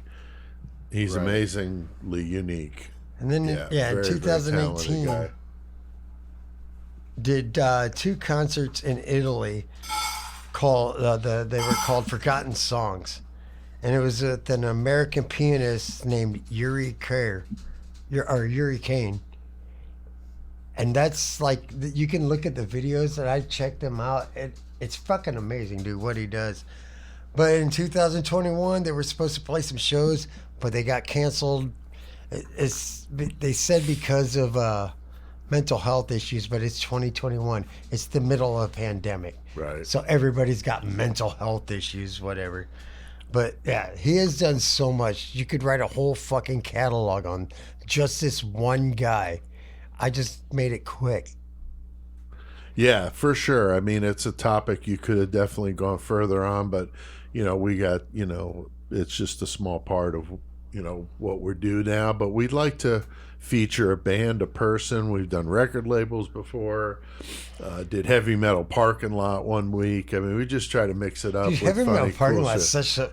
I need to watch that again. Yeah, that's just classic. So, on the topic of fucking speaking about Mike Patton and shit, Milwaukee Metal Fest just dropped their fucking lineup for next year. Mr. Bungle's they dropped part of it, but Mr. Bungle's the headliner for it. Get the fuck out of here. Yeah. That's Dude. cool. That's cool. God damn it. I got the Lost Classic this week, and I'll tell you what, doing some road trips with the wife where I'm like, okay, we gotta back it down a few notches, maybe, and play some, more like classic rock. I could do some of that kind of stuff.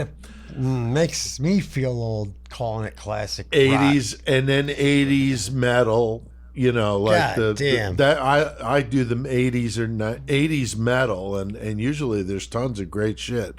Anyway, so they played fucking cuts off Injustice for All pretty commonly in a couple of these playlists. And, I've been like really down on Metallica for a long time. I mean, I loved them back in the day. I mean, absolutely loved them with Cliff. And then after he died, new bass player having to fill those shoes. I mean, that was tough.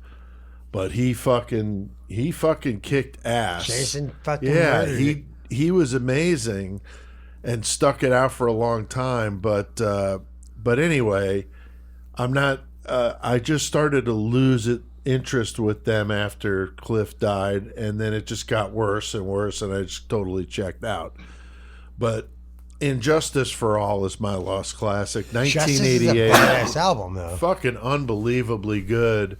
Again, with Cliff gone, the first full length after that. But the travesty of this album is the fact that there's no fucking bass on it. It's absolutely ridiculous that anybody mixed this thing and didn't say, wow, I can't even hear the bass.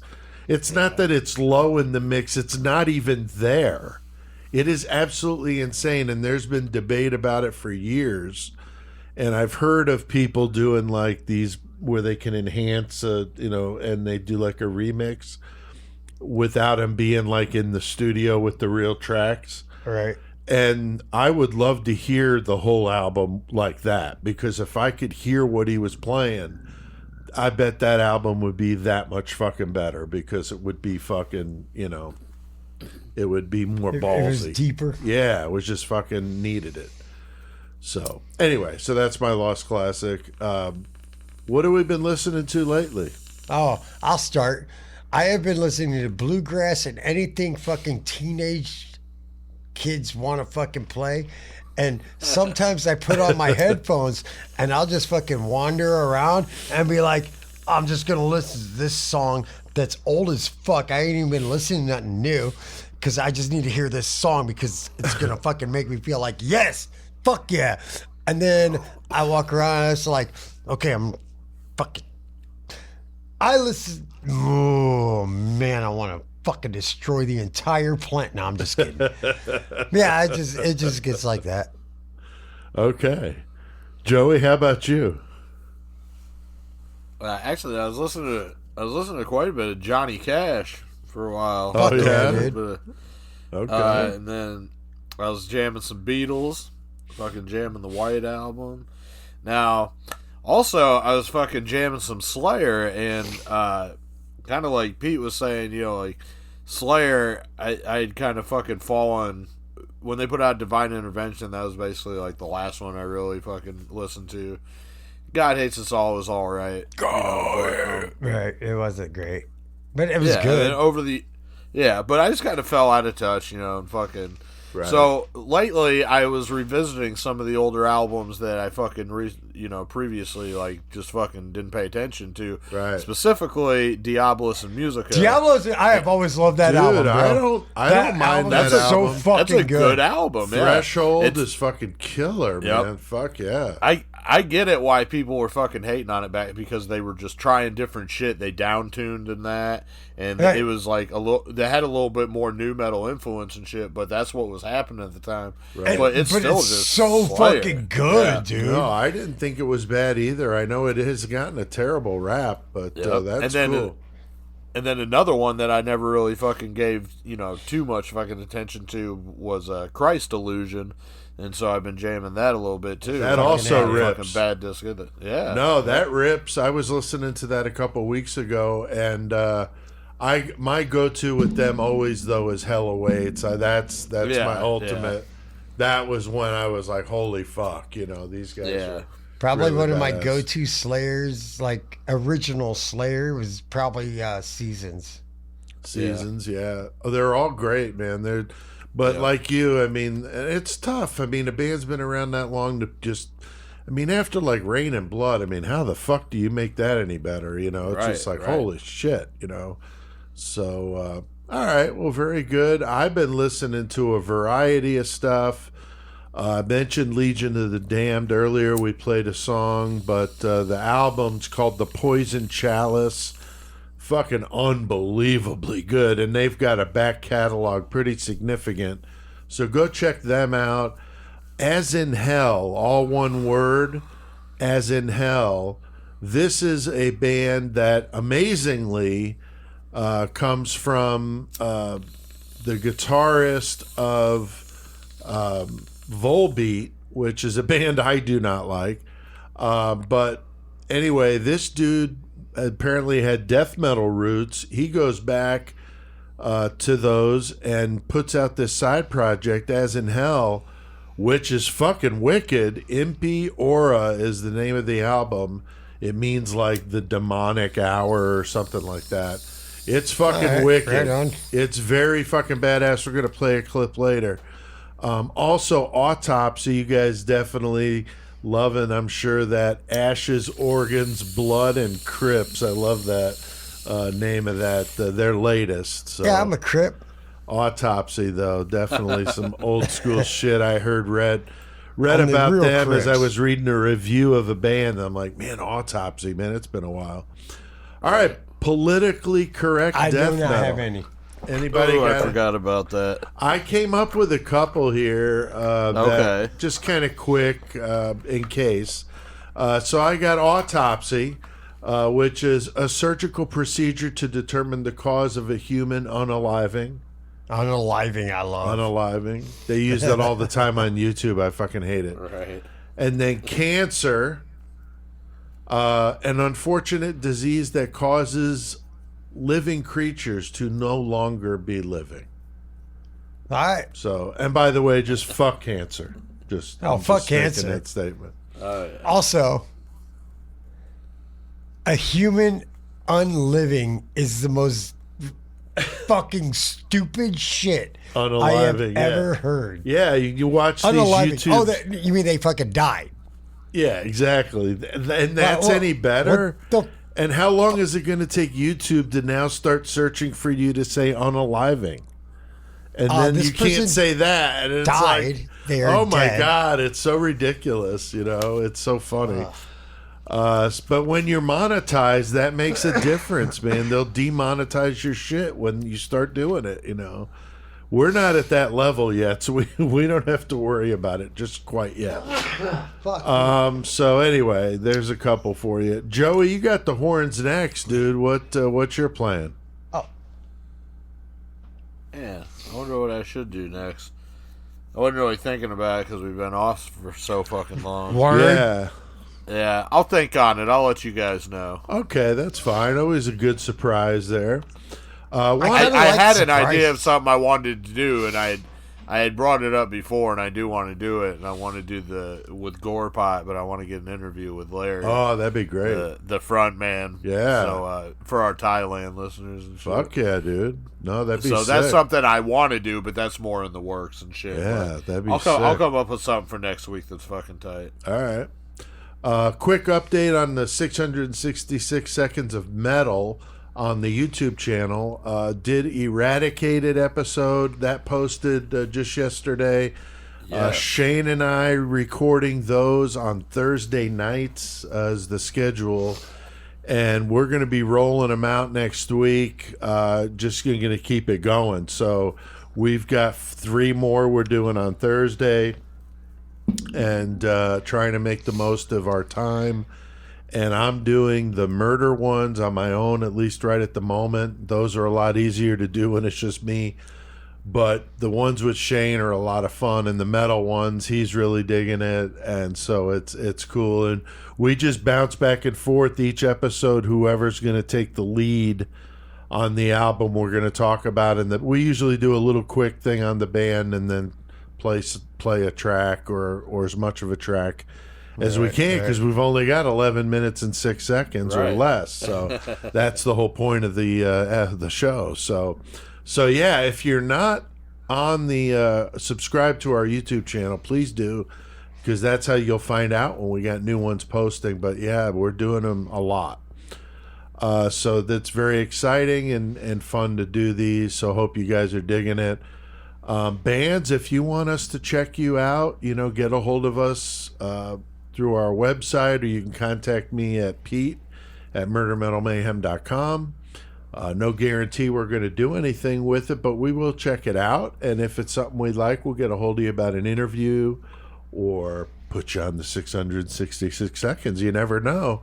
You could do it that way, or you could do it old school by sending it to P.O. Box 554, Hayworth, Illinois 61745. And if you want to send a sticker or a couple of bags of fucking Pop-Tarts, whatever, because we use Pop-Tarts. Dude, you just like two. You didn't gotta send the whole box. You'd be like, I'm gonna send this package of 2. They'll share them. You're like, fuck yeah. Yeah, we're not choosy, but we love our Pop-Tarts, and we do that. They're gonna in the give metal us those thing. motherfucking tuna and tartar sauce ones. Oh god, yeah. Oh, that'd be horrible. Man, you can't get us. I tell you what, Right, if somebody gets nicotine. some of those ghetto gastro ones and send more of those our way, holy shit, those are good, man. I'm a little Bruh. pissed off about that This, situation. yeah. Bang. Yeah. Take that. That's you. Yeah, They didn't have them at my local Target. I was pretty pissed. Oh, they didn't? yeah, these Oh, things are I great, forgot. man. Yeah, These I told things are Pete great. that. I went there after work one day and was looking for it, and fucking they didn't have them. Yeah, I think Decatur was the Of course closest. I know was the Course they closest did. one. He said course. So they I'm did. just like, man, do I really want to drive to Decatur to get some ghetto gastro? But oh my god, these things are so good. Right. They are Hell really yeah. amazing. Best Pop-Tart I've ever eaten. I couldn't even believe it. Hey, Pop Tart's trademarked. It's a toaster pastry, man. That's right. That's right. So Joey, what's the latest with your distro and with Goremonger? Fucking been kind of quiet a little bit on the label front since I become a fucking professional cassette slanger. But with Goremonger though, yeah, I'm going into like I said earlier, I'm going into the studio fucking beginning of December, recording, have a new EP coming out of that, all kinds of fucking super offensive, disgusting shit with good riffs, hopefully. Fucking A. That's cool. Can't wait to hear it. And our 666 Club is cool because you can join. That's our Patreon. Want to thank all the Patreon supporters out there. We do appreciate you guys. You're the ones helping pay the bills to keep this thing going. If you join, you can, for $3 a month, simple. Join us. You can hear the podcast a day early. The interviews typically the same day that I do them. So you don't have to wait weeks or months sometimes, or in the case of Laura, almost a year. I promise you, we are not trying to start a cult. Just like that Nico Clo interview, you know, they were able to hear that thing early, and that was fucking amazing. So, all right. Well, I'll link to that in the episode description. If you want to be a Patreon member, join the 666 Club. We've done plenty of metal tonight. So, Chris, what the fuck do we need to do? It's time to get Mayhem on. Fuck yeah.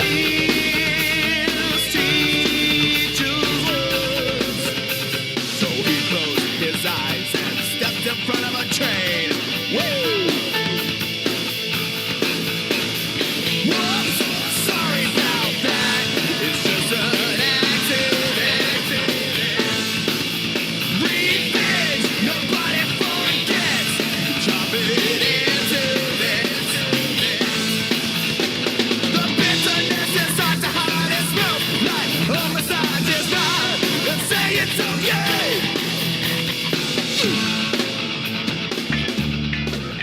Are you looking to put a bit of gas into your life? Nothing livens up a party faster than ripping ass for a house full of guests at a dinner party. We can teach you to fart to music in our Master Flatulence course. It's really a gas. Our students can toot away to old school country, fart staccato to some upbeat jazz, or get down and nasty on some wet ass sax to some funky R&B. So, call us today at the Mad Gasser Flatulence Academy in Mattoon, Illinois, and find out what your ass has been missing all these years. Don't let another moment go by without letting your colon do the talking. We can make it happen.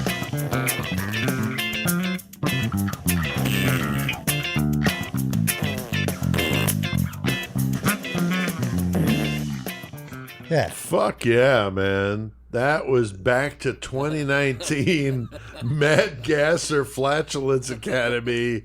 Wow, that was so funny after hearing that for so long. Really great. I And totally it's forgot on- about that shit. It's on the new album. If you guys haven't bought this yet, what the fuck are you waiting for?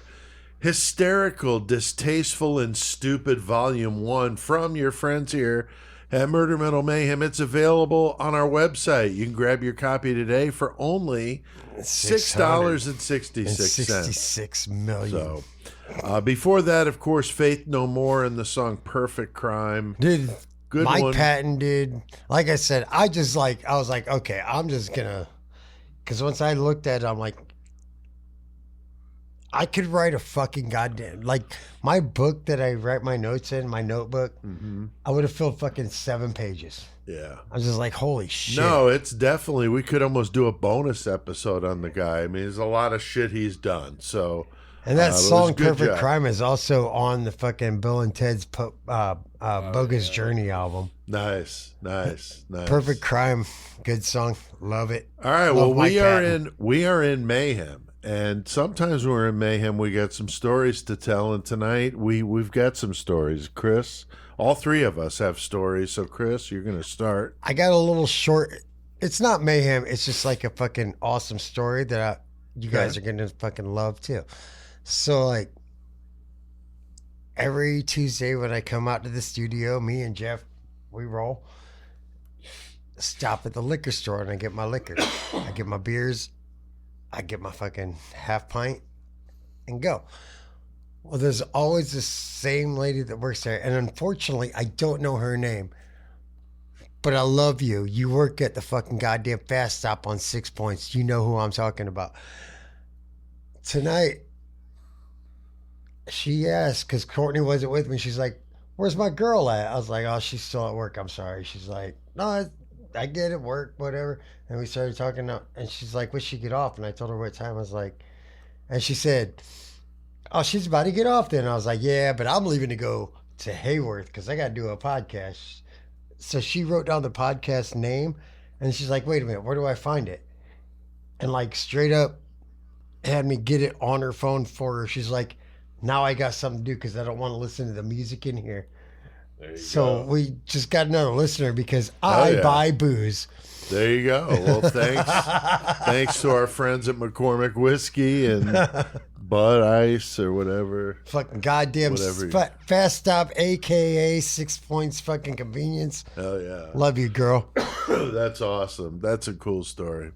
Who All right, the hell Joey. said there's no benefits to alcoholism. Exactly. Joey, what about you? All right, my mayhem. First off, this isn't mayhem at all. I just need to fucking say this real fast. Oh no, Ohio Man, fucking went legal wait. with their Did weed. Neck Tattoo did Neck Tattoo move to Toledo? No, that would be. Oh God my god! damn it, that would be so awesome. No, fucking Ohio did go legal for weed though. So Yes. that's what I'm fucking stoked Yes. I did see that. No. Okay, real quick before I tell my man, because Chris said that about neck tattoo. I was sitting in my I was at work, fucking working in the trailer, and all of a sudden from outside, I hear a fucking semi horn. I hear a semi horn. It's like, Don't tell me it was your boy. No, I don't know, because I didn't fucking go outside or know anything, and I mean, I highly doubt it, you know what I'm saying, but if anybody doesn't know that didn't listen to the older fucking Mermail Mayhems, I had this guy that fucking was the truck driver, he'd be like, dude! And, Dude! you Yeah. gotta listen to Jimi Hendrix, dude! Dude, yeah. But no, this is what's crazy is I heard that it sounded just like how he honks, and I'm sure other semi-drivers do the same thing, but Wow. he's from Detroit. Like, that's the whole thing. Right, so he's like, close to home. I'm in his neck of the woods right now, Yeah. so that was crazy. Anyway, okay, so, so, man, dude, that guy. he was a Dude, trip. yeah. Anyway, so, my mayhem, though, okay, so motherfuckers always say shit happens in threes, and, you know, I agree that a lot of crazy shit has happened in threes, but with me, it seems like shit happens in twos, like, fucking weird fucked up shit that's not the norm for me happens in twos. Like, And the next thing is like, fuck you. for an example, when I play guitar live and shit, like, I have a second pick in my pocket, but I hardly ever take it out because I never drop my pick or lose it or whatever. One time I was playing a show, fucking lost that motherfucker, and it was like, holy shit, it kind of took me off guard because I don't usually do that. And then, like, I played, like, a show, like, the next show I played, boom, did it again. It was like, what the fuck? And then it never happened again. So, now, so that's just, like, some crazy shit happens to me sometimes, but, so, I played a show down in Dayton a couple weeks ago. Whenever I got down there, I fucking pull into this motherfucking place. Yeah. I get out, and I'm like, excited. I want to go see what the venue looks like and shit, see what's happening. I fucking get in the venue, I'm peeping it out, and I'm like, okay, you know, that's cool. I was like, guess I'll go fucking get my gear and bring it in because everybody else is already loading their shit in. I walk outside, I'm reaching in my pockets, don't feel my fucking car keys. I'm like, what the fuck? Goddamn, get to my car, it's running, and everything's locked. And, like, I mean, I got an old-ass car, so there's no just, like, touch the lock, you know what I'm saying? Dude. It's locked with my car keys in running. This story is so good. And I'm so fucking pissed. I was like, all I want to do is fucking smoke with the homies and fucking, now I got to deal with this shit. And I was like, man, fucking, you know, I asked my buddy, I was like, where am I not going to get fucked? Who's going to be the best place for me to get a fucking, get my car fucking opened up? And I get a place and I call them, a locksmith, and they're like, give me the address, and they gave them my phone number, and they're like, okay, when one of our locksmiths is available, he'll call you, and meet you. And I was like, cool. In that time, my buddy is like, hey man, you want me to check to see if there's like this venue's like old? He was like, you want me to see if they got like an old clothes hanger or something? I was like, if you want to check it there, man, I'll fucking get this shit unlocked. Yeah. So he goes in, and he comes back out, and he didn't have a clothes hanger. What he had was a fucking Slim Jim. Fuck yeah, and I was dude. like, fuck yeah, dude. Like a legit pop your door open Slim Fuck Jim. yeah, dude. And man, we fucking wriggled that motherfucker in there, fucking got that fucking, the door open, probably, 5 minutes, and right as soon as I opened it, fucking my phone rang, and it was that fucking locksmith. It's like, nope, don't need no, you. Got it pop. He was like, all right, that's cool. So, I probably don't saved need myself you. $120 right there. But, so anyway, I've never locked my keys. That was the first time I've ever fucking locked my keys in my car. I fucking felt stupid. That happened down in Dayton. So, like a week later, like a week ago or so, Right. I fucking head over to Oregon after work, which Oregon's the town next to Toledo. And I head over there because I wanted to go fucking do a little bit of Christmas shopping and shit. There's You mean crystal record meth? store over there. Yeah. But I fucking go there and I'm fucking shopping. I fucking find some shit, buy it, go to walk outside, fucking feel in my pockets, no fucking car keys. I was like, you gotta Get be the fuck fucking out of here, kidding me. dude. Are you fucking serious? Walk over, look inside my car. The keys are in the goddamn ignition. Dude, and this is, oh my god. Dude. Stephanie, my girlfriend, she is not a morning person. Like, she works third shift, so she's sleeping during the day, Yeah, yeah. And she doesn't wake up. Like, she is the devil incarnate. Oh, yeah. So, anyway, so I'm like, fuck, man. She gets up around 4, so this is like 2. I'm like, fuck, now I gotta call her. She's gonna fucking be pissed. Because, first off, I'd gotten off work early. I was supposed to be off work at 3, and they let me off early and shit. So I'm not even supposed to be wherever. Hey, but She's I'm gonna doing be like, Christmas shopping, yo. yeah. So anyway, so I call her and fucking she's brought me my keys and shit, and it was fine. But yeah, so fucking 2 times I locked my shit, and I was like, from now on, I need to put a sign on my car that says, "Do you have your keys in your fucking hand, idiot?" Right. Wow. God damn, that's dude. crazy, dude. Well, I've got a quick one. When we were on our way out to Cleveland, we were driving through, Ohio, and, it's all good. Weather was absolutely perfect, like 50s and 60s, like ridiculous for the week before Thanksgiving, So anyway, we were getting close to Columbus, and we stopped at a rest stop, like a state, rest stop. Yeah. And we go in there, and I walk into the men's room, and I look up on the wall, and like right as I walked in the restroom, on the wall where like a first aid kit would be, it was the same type of a kit, but instead it said opiate overdose. Narcan? Yeah, but opiate overdose kit or whatever. Survival kit. And I was like, I walked by it and I'm like, are you fucking kidding me? Like, is it like that much? I mean, I know it's a fucking rampant, fucking horrible thing, but it's just like, it's like one of those all of a sudden, now I'm hearing about it. Like, I just saw a thing about a band, a local band. I'm not going to say who it is. A local band on a Facebook post I saw had Narcan at their fucking merch table. Yeah. Really? Like, I mean, I don't know. It's like, is it fucking like hand sanitizer? You know what I mean? It's fucking goddamn, hopefully you don't die sanitizer. Right. I mean, I know what they do with it, but it Look, almost seems like it's so I commonplace. I It's like a understand. little dish of fucking hand sanitizer. I understand like, that motherfuckers have addictions or whatever, But sorry that you're doing your fucking drugs, that it's your choice. But motherfuckers like you that have fucking goddamn diabetes and shit, and you need this shit, and you got to pay all this money to get what you need to live. Meanwhile, these motherfuckers get what they need to live to fucking for free. Be junkies. Yeah, I don't know, Yeah, man. I'm It's sorry. I'm fucked not up. trying to be political about Yeah, it or whatever. I but don't wanna it's be fucked either. up, I dude. just- it I have seems so parents. I have crazy. fucking family that are old that need medication, Right. and they pay so much money for it. I wanted to open it so bad, but there were people in there. I just wanted to see what was in there. Like, I was just like totally perplexed, but it was like latched shut. So you really would have had to like open it. Couldn't do it like Sly. It was like metal, so it would have made noise. Throw an elbow in that bitch. So You're in the up here. You're in the land of Narcan, fucking trafficking and fucking well, and then so anyway, I leave the syphilis. I Syphilis. I leave the bathroom, Ugh.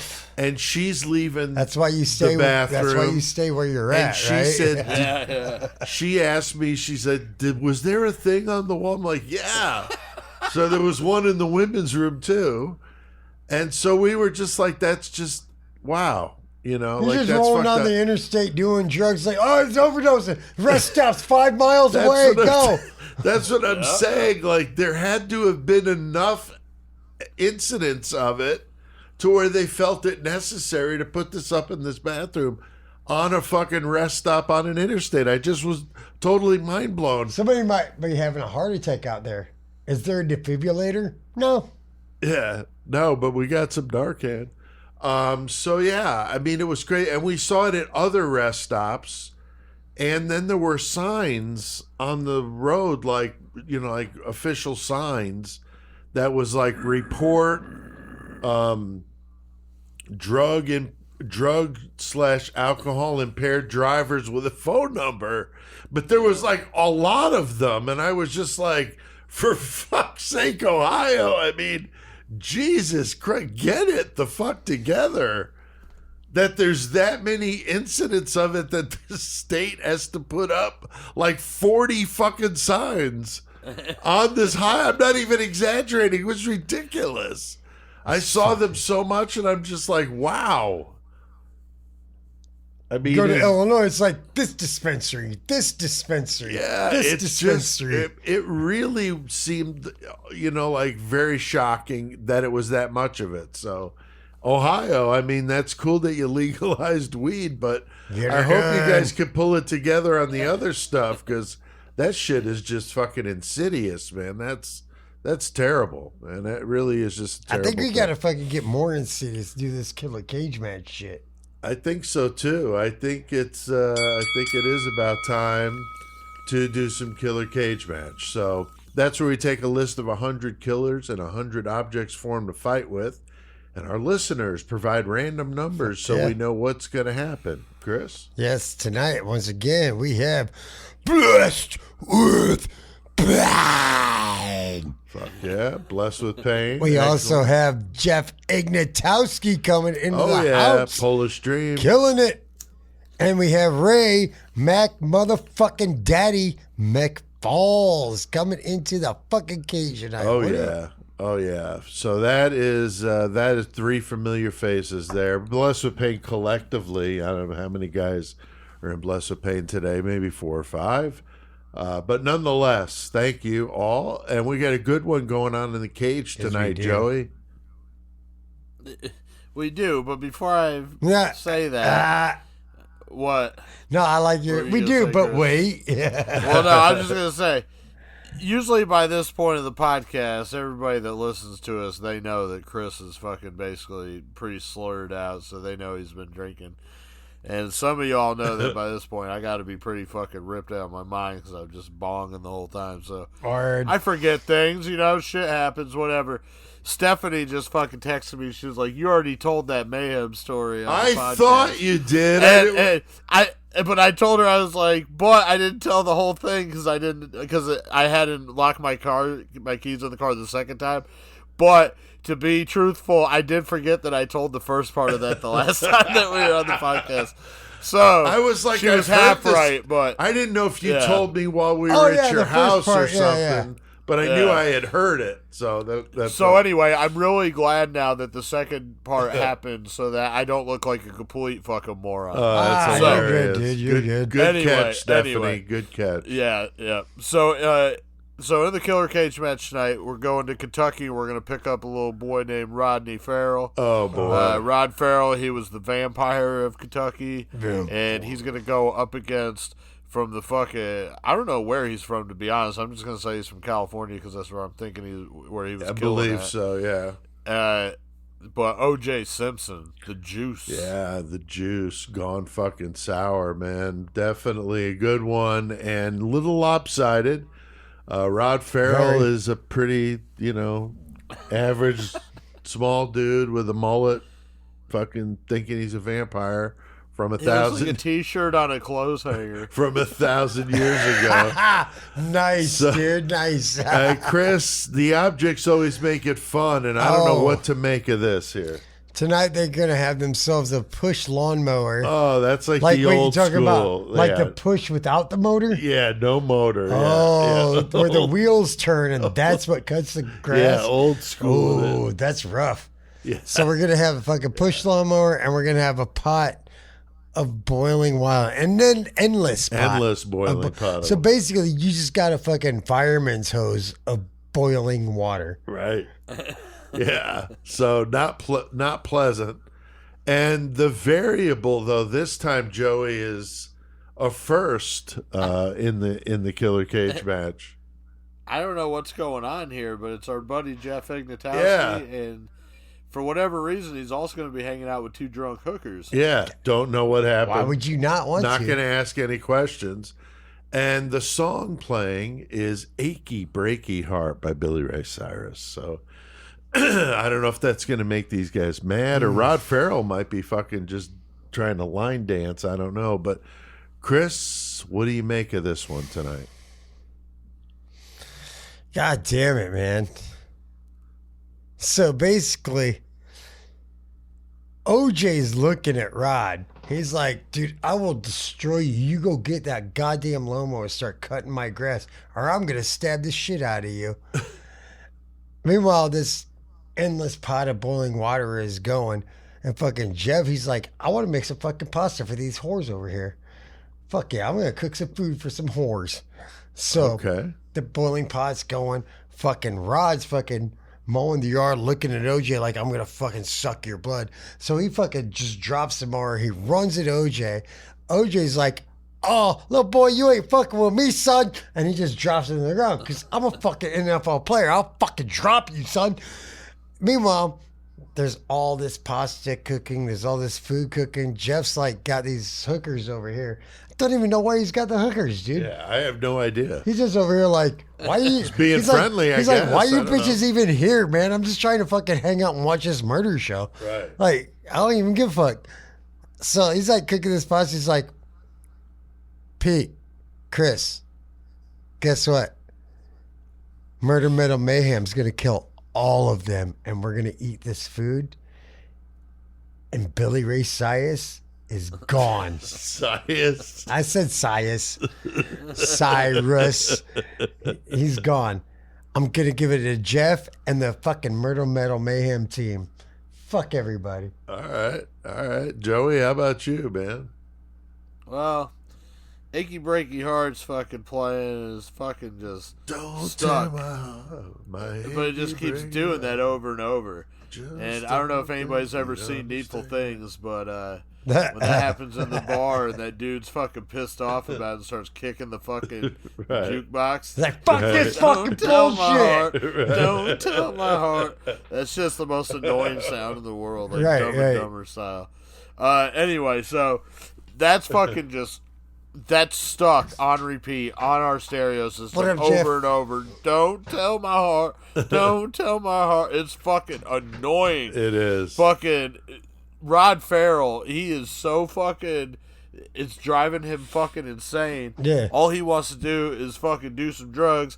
He sees the lawnmower over there, and he sees the fucking grass clippings that are fucking on it, and he's like, man, that's better than the weed I'm used to smoking in Get the Kentucky. fuck So I'm outta going to here. go get that and roll it up and sit in the corner and smoke it and try to fucking Nice. ease my mind from this bullshit-ass song that's playing that's stuck on repeat up there.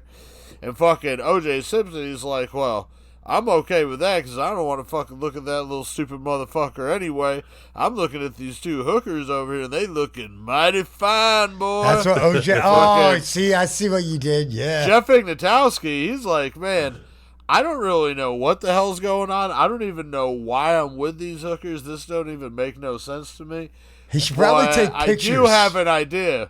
So what he does is he fucking whispers in OJ's ear a little fucking plan. OJ's like, okay, I'm with that. Rod Farrell, he's over there fucking smoking them grass clippings, listening to Achy Breaky Heart over and over and over like a moron.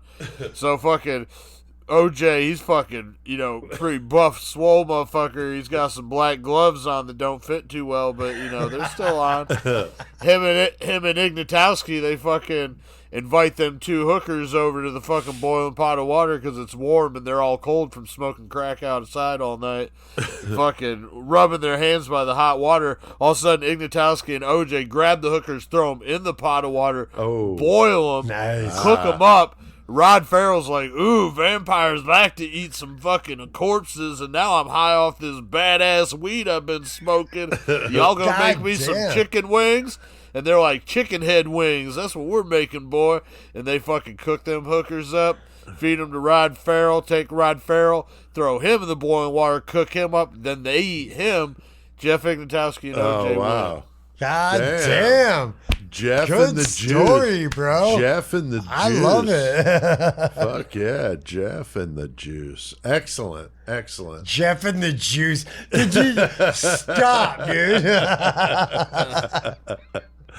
That's got to be a shit. thing now. Jeff and the juice. That's right. So I mentioned my trip to Ohio. Had a really good time. Got to manage to work in getting to see Joey and Stephanie and Peggy Sue, and my wife and I had a really good time, and all the Tony Pacco stuff, just really awesome. But Joey and I, we made a little trip to the hospital.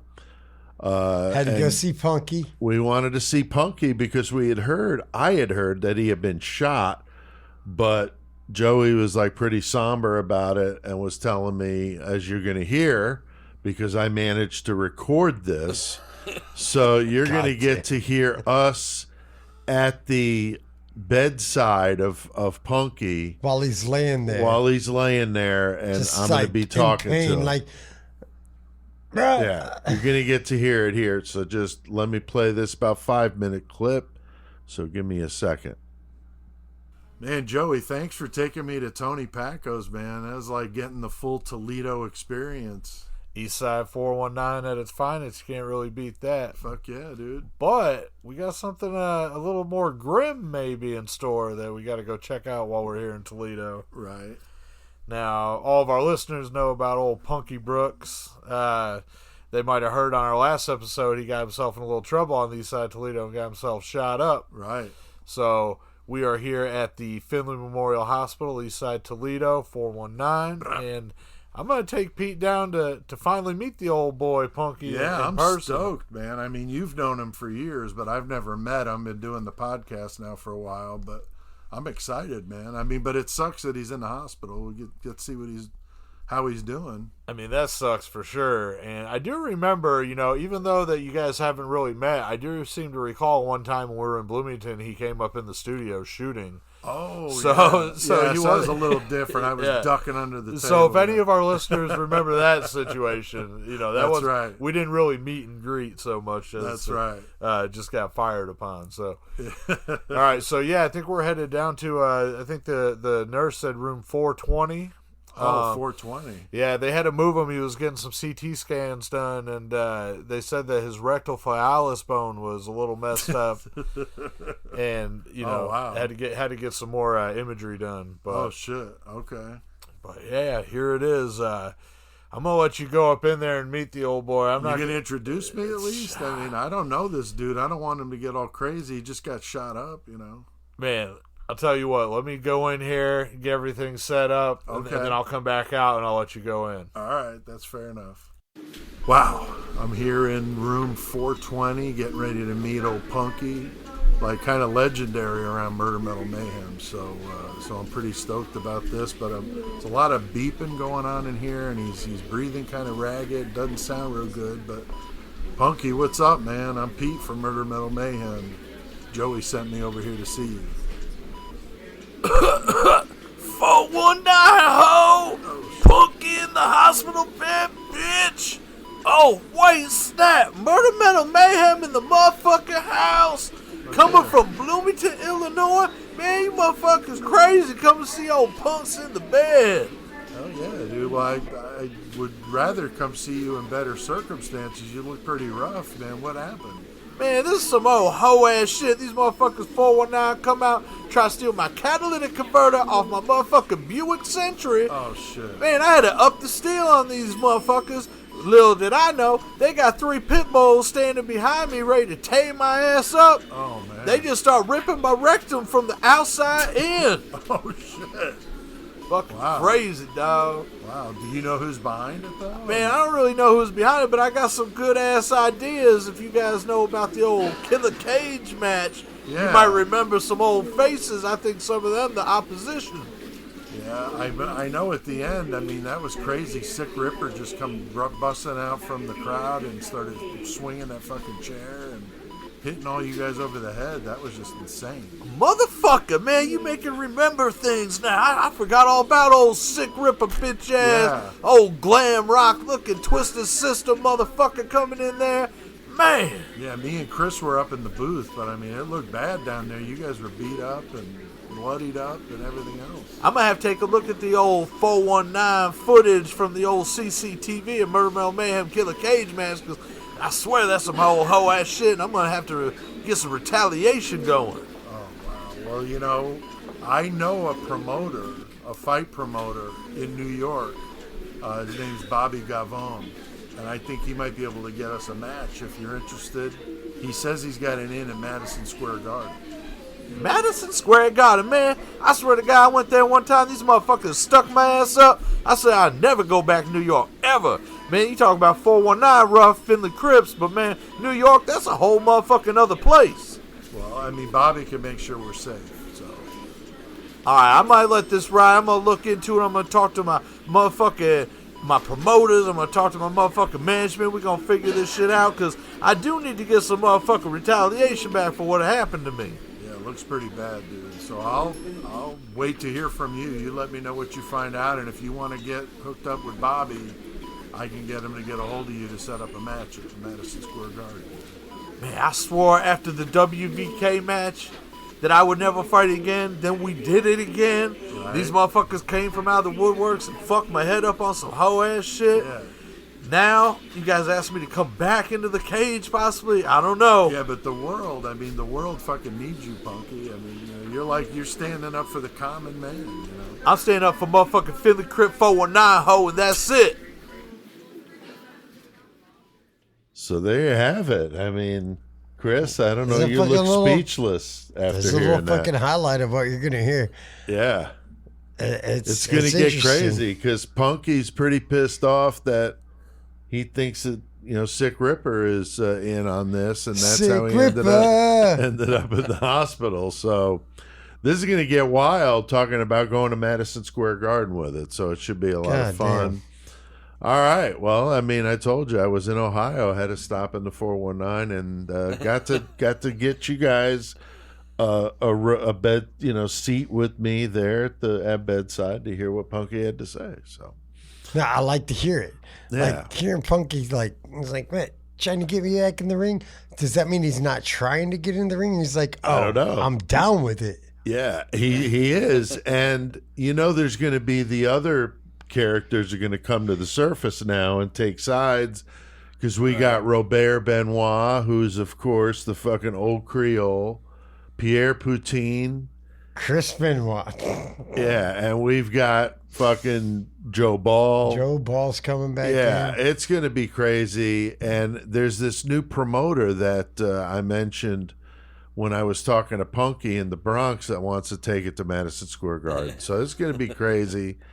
And you're going to hear this shit as we roll it out. Also, one quick thing I heard, great news today. They're going to make a follow-up to Spinal Tap, one of my favorite movies of all fucking time, with the original cast of the three of them. So Mike McKean, Christopher Guest, and who is the other guy? Oh, I can't.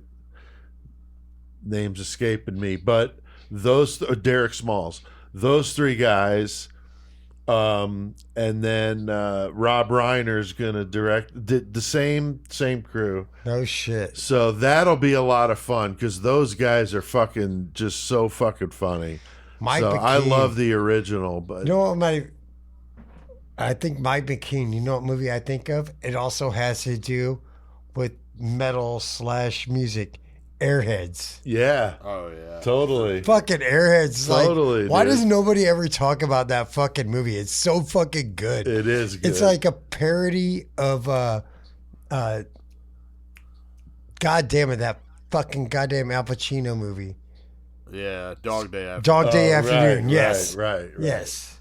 Yeah, it is a good movie. It's been a while since I've seen it. Dude, Airheads is so fucking awesome, man. Yeah, it is. With my dick. With my dick. So Spinal Tap getting a reboot of not remake, Sequel. a sequel. Yeah.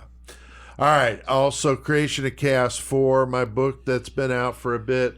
The audio book just got approved. It's on Audible, Amazon, and Apple. It's Creation of Chaos 4.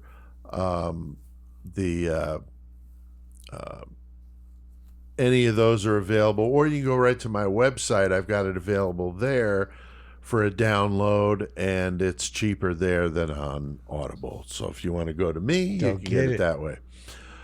You can subscribe to our YouTube channel. I mentioned Pete's that been doing earlier. more shit with the whole 666 minutes of murder. Yeah, Mayhem, seconds, or minutes. seconds. That would be a Minutes lot. would be That'd a lot longer. of minutes. Yeah. God Don't do that damn. to me. Don't. Sorry, do that my to bad, me. bro. My bad. 666 seconds of metal and murder. Yeah, I've been busy with it. So go to the YouTube channel, subscribe. It doesn't cost you anything. And you could check those out because there's some good ones on there. And eventually going to get Chris and Joey in on these too. So they're going to be a lot of fun. But I think we've done plenty of mayhem tonight. So why don't we hit the fucking outro? Fuck.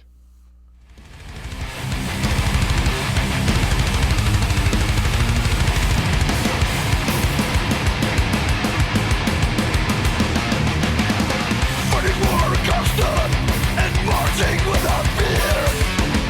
Breaking law savagely, sending tears to clear.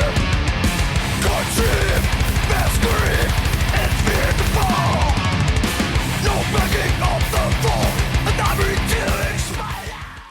Fuck yeah, man. As in hell. That's pretty badass. Yeah, I really dig these guys. I found out about them through Shane. So Shane's the one that turned me onto this. But amazingly, the side project of the guy from Volbeat, Michael Paulson, That's fucking crazy. wow, really killer. I was very skeptical.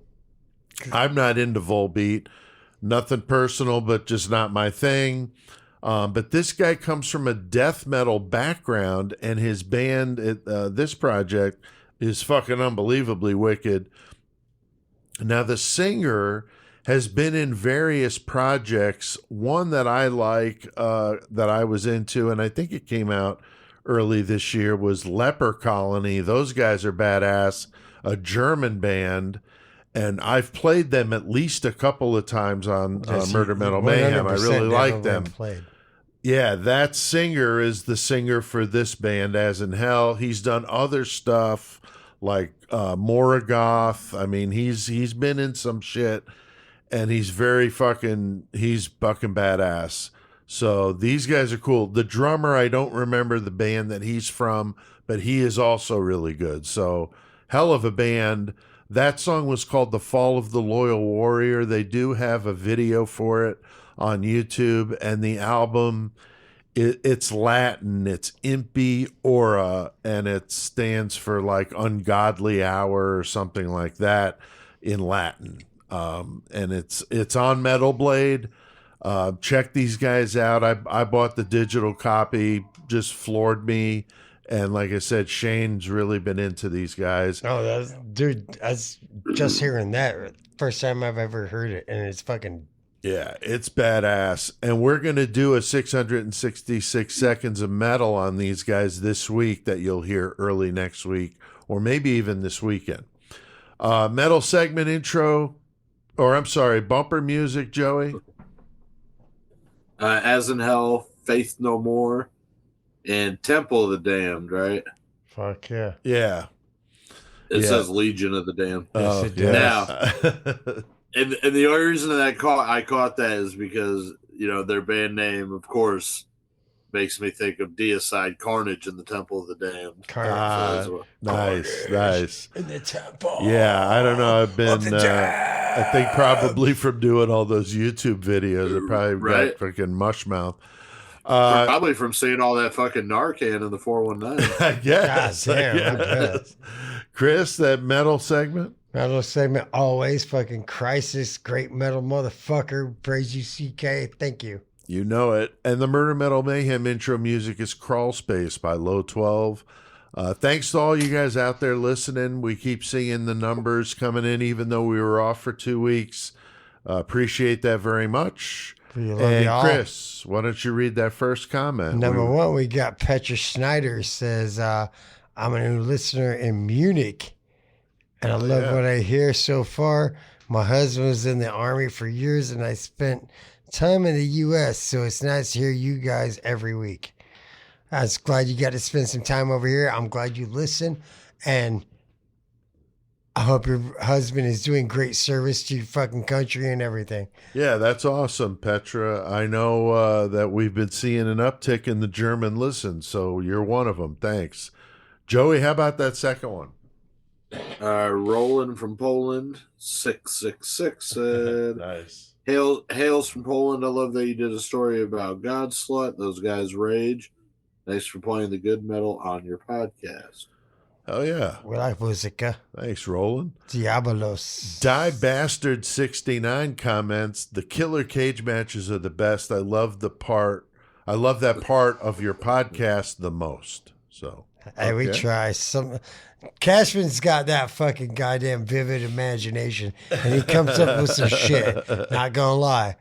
I try. It's a lot of fun. And I do it on the fly because I don't look at the fucking goddamn weapons or the variable. And I like doing it on the fly. Yeah, and I know Joey does too. And that's what I'm saying. I know he does. More fun that way. It is fun. But you just get so like, into it. I'm just like, into it, but my brain isn't working. What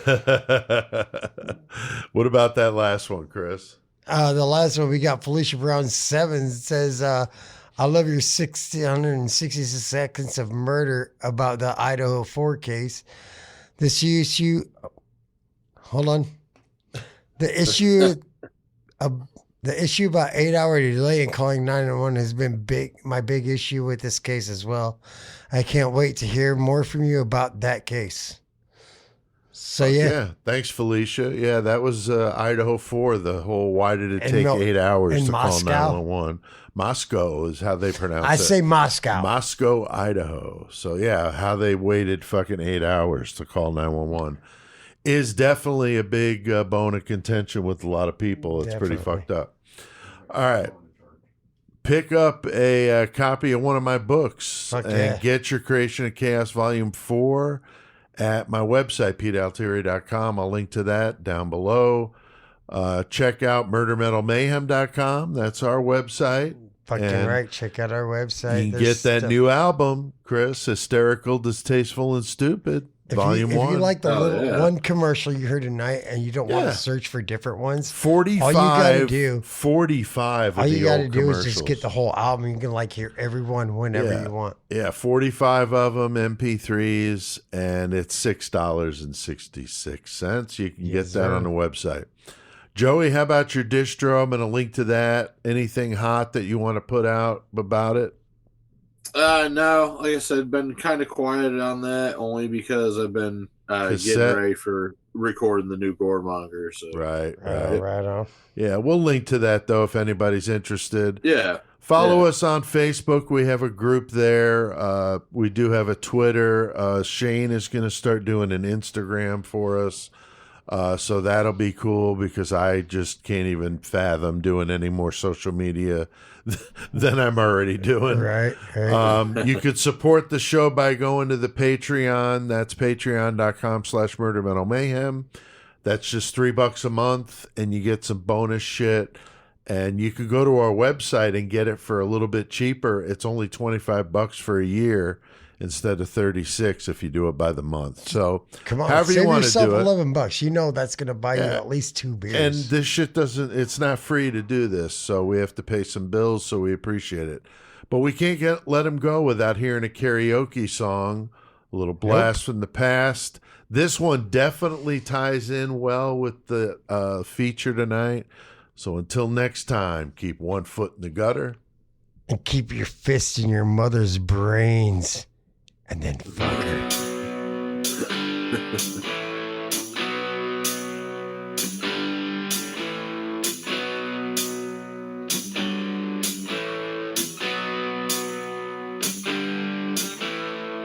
Mother! Tell your children not to walk my way. Tell your children not to hear my words, what they mean, what they say. Mother! Mother! Can you keep them in the dark for life? Can you hide them from the waning world? Oh, Mother! Father! Gonna take your daughter out tonight. Gonna show her my world. Oh, Father.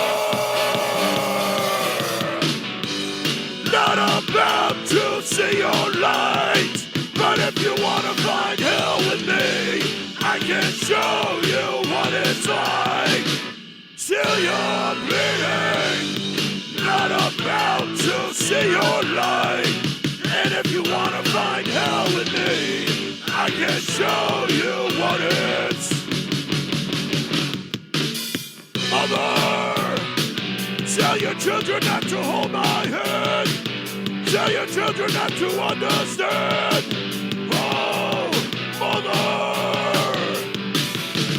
Father, do you wanna bang heads with me?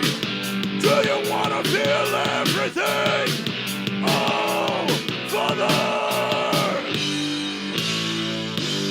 Not about to see your light, but if you wanna find hell with me, I can show you what it's like. Till you're bleeding. Not about to see your light, and if you wanna find hell with me, I can show you what it's. Yeah.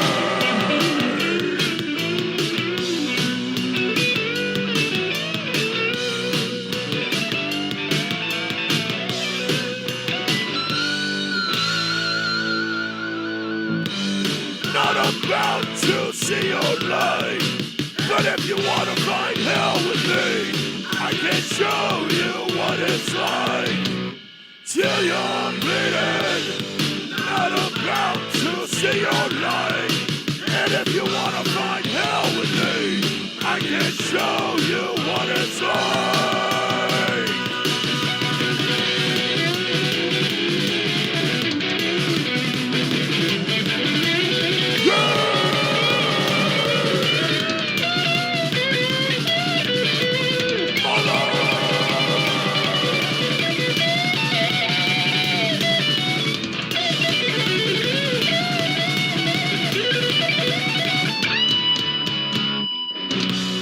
Fuck yeah!